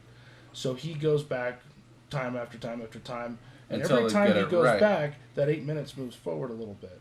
He can only go 8 minutes into the past, but every time he goes back, it moves up a little bit. He's a little bit further along now before the blast. So that 8 minutes starts out, and it's a lot closer to when the actual blast happens, when I remember gets there. it's one of those bullshit ones too at the end because I don't know if I would call it bullshit, but that's he's where able to get the girl. That's where they make it real. That's where they try to make the time travel. But that's the consciousness travel, because he's traveling consciously into a body of a person that dies in that explosion. Yes. So in his present timeline, but it hasn't happened yet. Has it happened yet? It hasn't. Or did it already happen? It already happened in his present day time. It's so weird. I'd have to watch it again to be a little bit fresher to talk about it. So, but they do pull some bullshit. They do pull some bullshit. And right at the end, he figures it out. He gets off the train, and in the body that he's in, the mind that he's in, he survives, and he gets away, and he gets to the person who he's been talking to and like as his body's in love with. in the right. He talks to this chick. There's a black chick too. I don't remember. No, it was white. Name. Was it? Yeah, it's Michelle Monaghan. So he talks to her after all this is over with, and they stop the attack and all this stuff, and then he's free. He gets to pick up and try again. But so does he? I was a little unclear on whether he did. Stay. I don't remember if it felt like maybe it was real, felt maybe it wasn't, felt maybe it shouldn't have been. It's like Avatar. Ugh. We'll get to that eventually. Source code Southland Tales from the guy that did Donnie Darko. It's another one of those time fuck movies where there's a guy in the past with his past self, but everyone thinks he's twins, like Sean William Scott. They think that they're twin cops, but really it's the same guy. There's a whole thing going on with Southland Tales. Star Trek IV, The Voyage Home, where they travel back in time. They slingshot around the sun, save the whales. Can't do it, Captain. Star Trek Generations is a time rip kind of thing. The Nexus. Yep, I remember that. Star Trek First Contact, they definitely go back into the past. That was outright time travel. Stewie Griffin, The Untold Story, the first Family Guy movie. There's some time travel in there. Superman, where he spins around the Earth. Yeah. And he makes the Earth turn around and go back in time. Teenage Mutant Ninja Turtles 3. I was going to put that on the list as a movie. Where they have the time lantern thing. Time traveling staff. Now, this one I saw on the list and I was like, what the fuck is this? So I watched it. It's an 8-minute short. Tenacious D Time Fixers. It's a little short that's on YouTube. I didn't know that was Tenacious D. I've seen... With Jack Black. I've seen the title Time Fixers. Well, there might be a movie called Time Fixers, but this is Tenacious D. And they get into the Cutlass Supreme and they go back in time and stop. Or they tell Lincoln he needs to get shot in the head. And it's the two guys that created Rick and Morty are in it long before they did Rick and Morty. Right. Interesting. It's just a quick little 8-minute short. Oh, Michael Keaton is the one that tells them to go back in time. As Michael Keaton. Terminator I've highlighted, the series here. Three Stooges meet Hercules, they go back in time. Time After Time, did you ever get a chance to watch that? That's probably my favorite. I read the description of it. It's a take on Time Machine, because H.G. Wells wrote The Time Machine. In this movie, Malcolm McDowell plays H.G. Wells, who created a time machine. Right. And one of his colleagues is Jack the Ripper.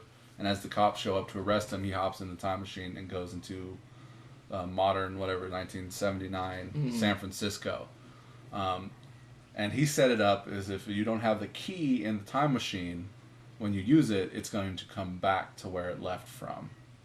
So he waits for it to come back, he gets in, and he goes into 1979 San Francisco to go chase down Jack the Ripper and bring him back. And it's funny because he's, 100 years out of place and things are silly. Right. And he meets up with a woman who he falls in love with, and they try to find Jack the Ripper before he kills her, because they go into the future and see the newspaper that she died.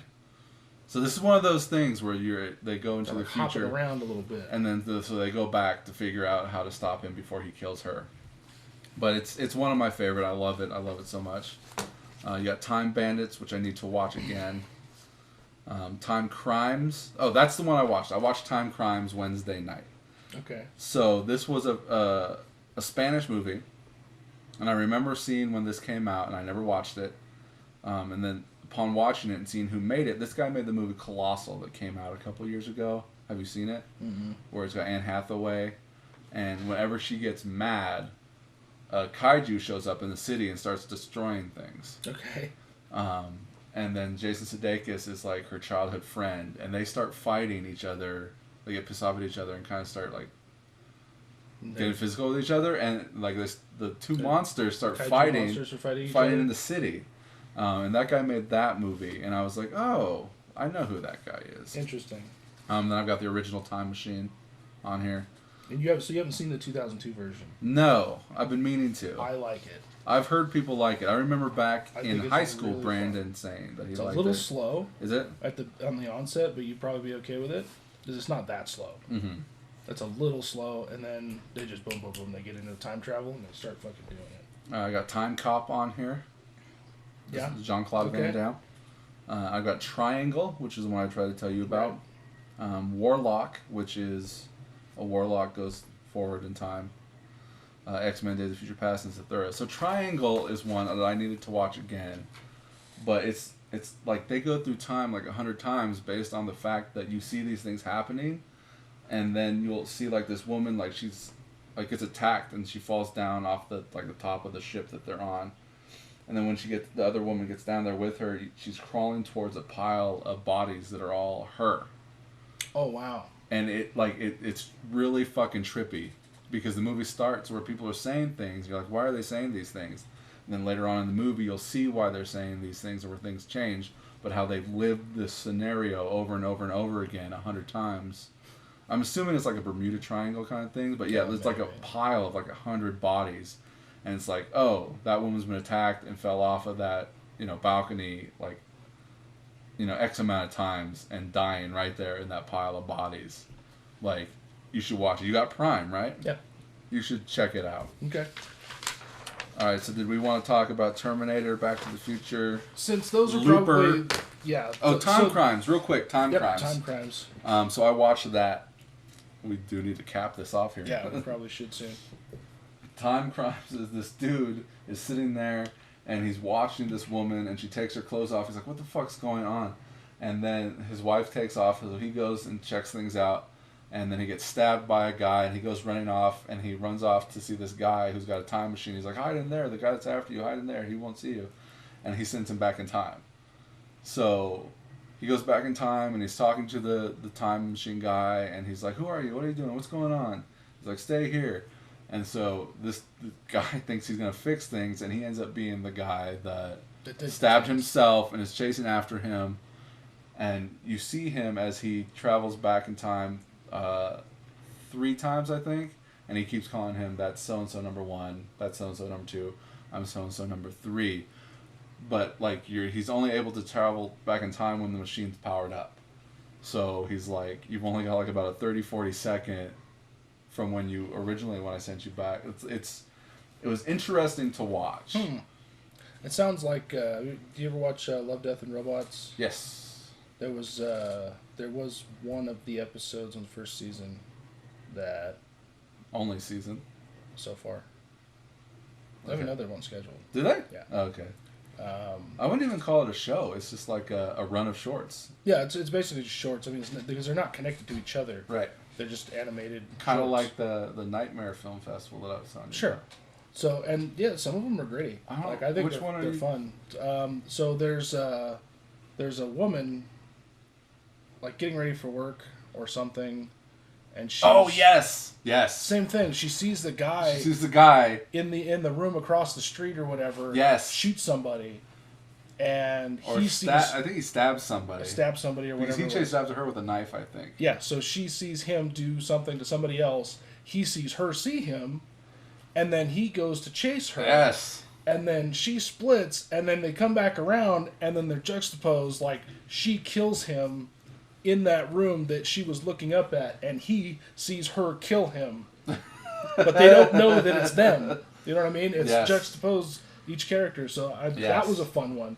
I don't know if I'd call it time travel, but it was like kind of a weird, like spatial just like loop. just like you're saying, just like this one, but this one did involve time travel. Sure, like directly. But this one is like kind of some weird, just spatial loop that they're stuck in.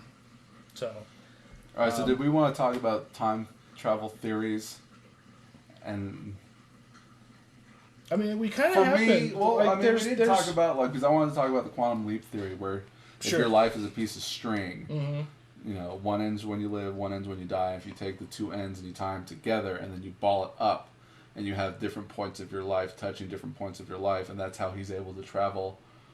And he travels from person to person.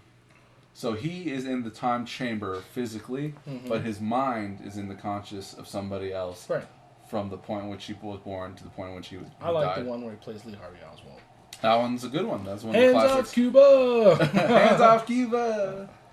It's like picketing. Yes. So that was fun. That was a good one. That was a fun show because it was again, it was the consciousness time travel thing, and so the theory of having With a machine. right. So that's just like And Ziggy, or and Al. Al. Yeah, Ziggy was the computer. Al was able to consciously go to him as a hologram and help Right. him out as needed. He's always smoking a cigar. Always smoking a cigar and banging he had on wild that fucking suits. banging on that Banging on the- controller thing, and making noise. Yeah, that was a fun show. Like it was time travel without being like an outright. Well, going back in time. Right. You know, it was just like it was always interesting. Duh, I don't know how to get there.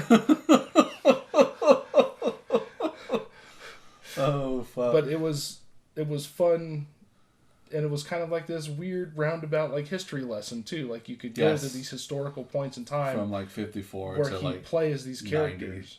Yes. So very it much was so. it was very fun. I love that show. And yeah, that's a good visual for taking the string and tying the ends together and then just crumbling it all up, and you could just like bounce around. Like you took the complete timeline of humanity and just tie it looped end it to around. end and then balled it up. Which throw it kind in of the goes mix. with the Watchmen thing of kind of Sure, always being All time is experienced. all time at all experience at the times. same time. We just perceive it. We don't perceive it that way. We perceive it Which literally. circles back to Arrival. And Butterfly Effect, where those times Did you like it's an experience Butterfly of time. Effect?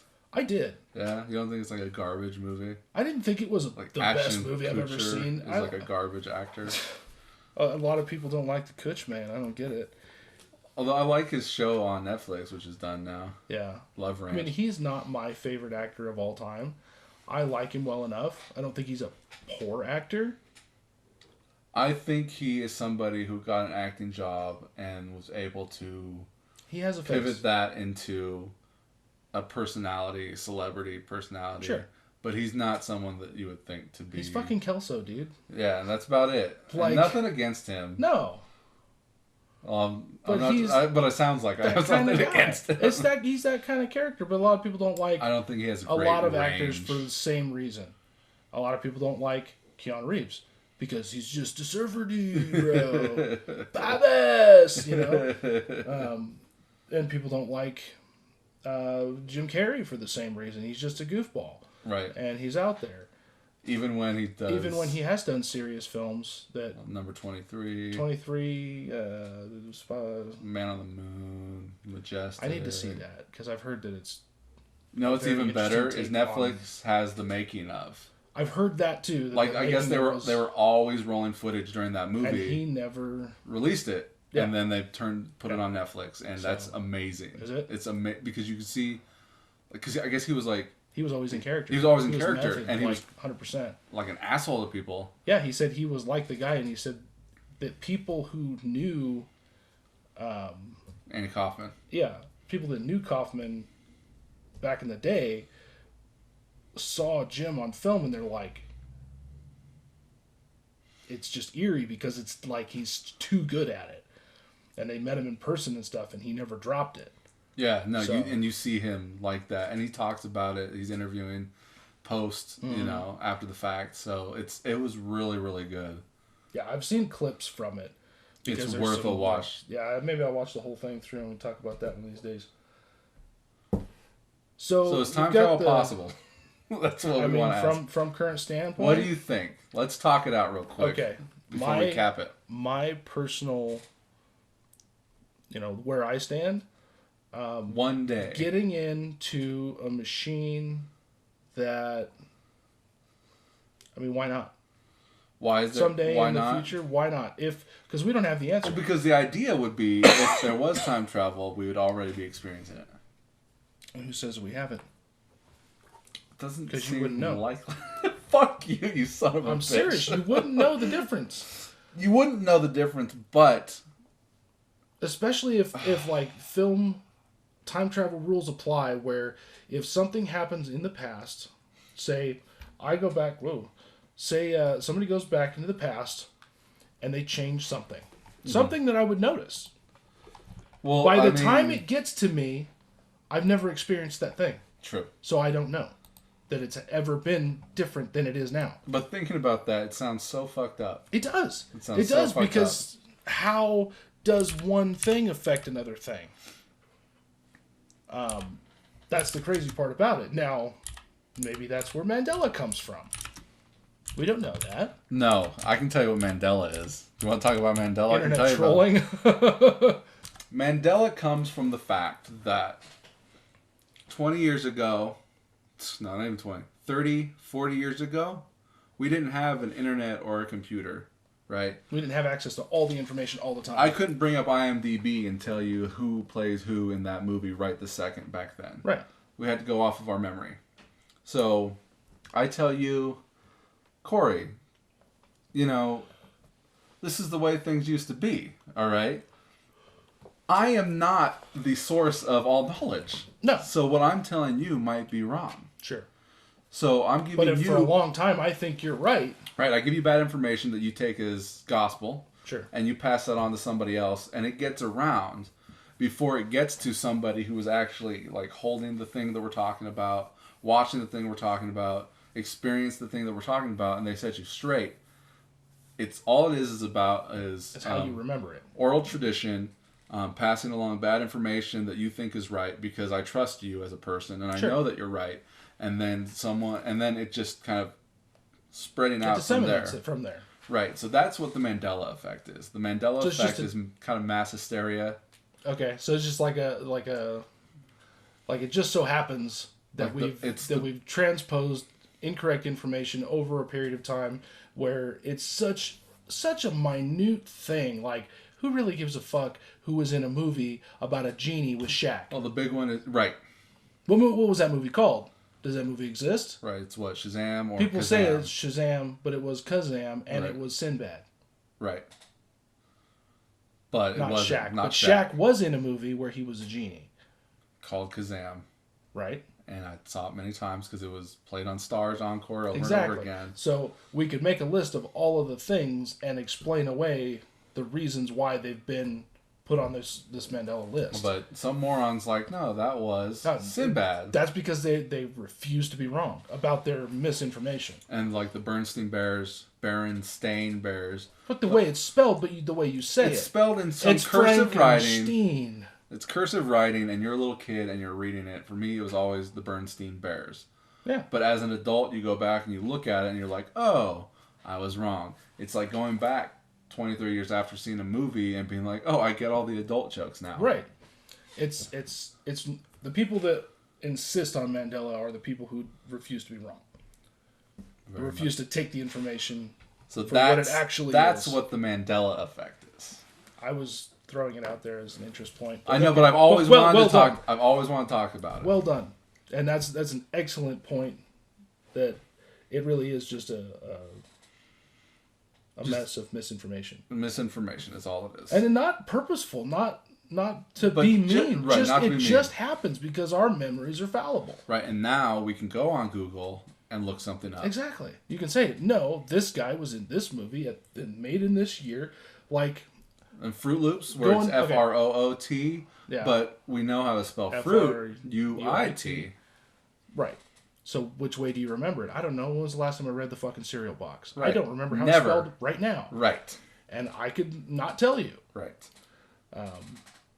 And just as a point of interest, there are songs on the radio that come on, and I have a big display on my radio now. Does it tell you the lyrics, or No, it tells you the name of the song, the and the name of the artist? song and the artist, because it's XM radio. So I'll be cruising along and start bebopping to some tune that comes on, and it's like, oh yeah, fuck, I love this song.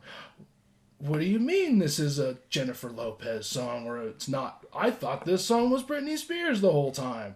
Because I didn't know. They all sound the same to me. Right. So I would just guess that because one pop culture singer at that time put out a tune that sounded kind of like it, Right. that 50 the other female one that was the singers same. in the late 90s. Exactly. 50 boy bands in the late 90s. Can't tell them all apart. I can't tell which one's NSYNC or Backstreet Boys or New Kids on the Block or fucking Marky Mark and whoever the fuck Funky else. Bunch. Yeah. So, it's all about fallible memory. Time travel possibility in the in the distant future. I think, why not? The only way for me for traveling in the past is the branch theory. Sure. That's the only way it works for me.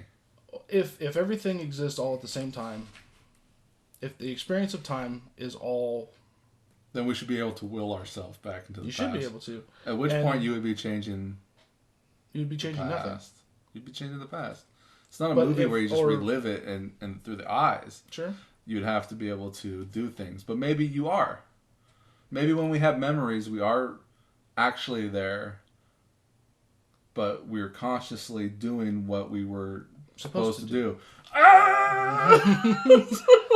At which point just everything like does happen leap. for a You're reason. Supposed to do the things that are supposed to happen so that you can get to the next leap. Oh my god! Try to get home. It's such a mind. Every time I think about, I'm at work, and I'm just working, and I'm thinking about it, and I'm like, oh my god, it hurts. It just hurts to think about. So what if time travel were more along the lines of how the universe of Sliders works? Sliders, they were sliding from dimension to dimension. Right. So interdimensional time, interdimensional travel in the same time period. So same time, different dimension throughout the show. What if, similarly, if you could time travel, it would be the branch, I guess, is that what we want to call it? When you right, if we take the string theory. Branching timelines. If we take the string theory. Every time you go somewhere, you go to a place you go backwards and what you think it is, but it's not connected to your... No, it's connected, but it branches out somewhere else. Right. So your timeline will have many branches based on when you travel back in time. Sure. Or a timeline. A timeline. So it's just a timeline full of many branches and many possibilities. Yeah, and a choice gets made, and then there's a timeline that goes this direction. And that timeline where this decision was made for you or by you doesn't affect the branch that you're currently on or from. Right, the one that we're You experiencing can't right change. now. So if we go... Exactly, right now, if I went back to the house this morning, back in time from right now, and flattened the tire on my car, that would create a timeline where this podcast doesn't occur today. Right. But I would still be sitting here talking to you, having this podcast... On a different branch. On a different branch. We already have... the brain is melted. So I think that fixes most of the problems with Paradox. If you go with the alternate timeline dimension... We didn't get to talk about Back to the Future or Terminator. So I think those both deserve their own show. Honestly, I just watched both those. We bought the Blu-ray set and then watched. She hadn't seen them. I thought she'd seen all 80s movies. Oh. She hadn't seen any of those Back to the Futures, so we did a run. So I mean, I like Back to the Future. Watching them back to back, because the girl quit. That way. The girl quit. But you see it though. You see it, and you see that they. Let's do Back to the Future next week. Oh, okay. And I'll watch them? freshen up. Do you have them? Yeah. Okay. It's just weird because it's like a 4-year difference. Yeah. From 1 to 2, and you see that he looks older. But it's a 10-minute difference in the timeline. Right, when you watch it, yeah. But they were released separately. No, I know. Well, you think these movies were just shot back to back, and they just kept making them. But then you see, 1 to 2 was 4 years. Yeah. They didn't just make a sequel right away. Other than 2 and 3 were basically shot back to back because the end of 2 has a trailer for 3. They could go back and fix them now. Just throw a little deep fake in there. No, it's fine. No, it's fine. It's fine. Have you seen any of the deep fake videos? No, I don't know what that is. You don't know what that is? No. It's when they put your face on whoever they want. Make a person look like somebody else. Oh, really? But it looks real. Well, did you ever watch BoJack Horseman? And only because we brought up Back to the Future, they did scene from Back to the Future 2 where Marty's wearing the black leather jacket and Doc is there wearing the hat. Right. So the future Doc is also there. Right. That's at the very end. Towards the very end when they're trying to get the sports almanac back. After he's already sent him away, right. and he comes back. Right. And he's ready to go home. Right at the very end, they're getting ready to go. They did Tom Holland and Robert Downey Jr. in that scene. And it looks fucking good. Did you ever watch BoJack Horseman? I haven't ever started it. There's one point where he's going to do a movie, and what they do is they do a full body and facial CG scan in case he dies and they need to finish the movie. Which is kind of what happens is he takes off and they don't finish the movie, but then the movie comes out and he's like, I didn't do anything. So yeah, but remember, we did that full facial body scan of you, so we were able to finish the movie with you on somebody else. And who knows, maybe they're doing that now. I mean, if you have the audio, it's like put Paul Walker back in. Well, I mean, that's what they did. Fast and Furious. That's what they did, though. Yeah. So, I think Back to the Future series, like that time travel, and then potentially the Terminator time travel. But I hate its own. And they're two different kinds of time travel. Absolutely. They're both machine controlled. Okay, rules are definitely different, though. We'll touch on Back to the Future. We don't have to do a whole hour on it. No, we'll talk about it. We can talk about it, like open up, finish up. Yeah, Wednesday. Maybe we can do both of them. We'll talk about it real quick. All right. We covered a lot of ground. Yeah. In 2-hour episode. All right, well, that's Sequel Podcast. See you next time. I'm Matt Bonta. Cory Easley. Peace out.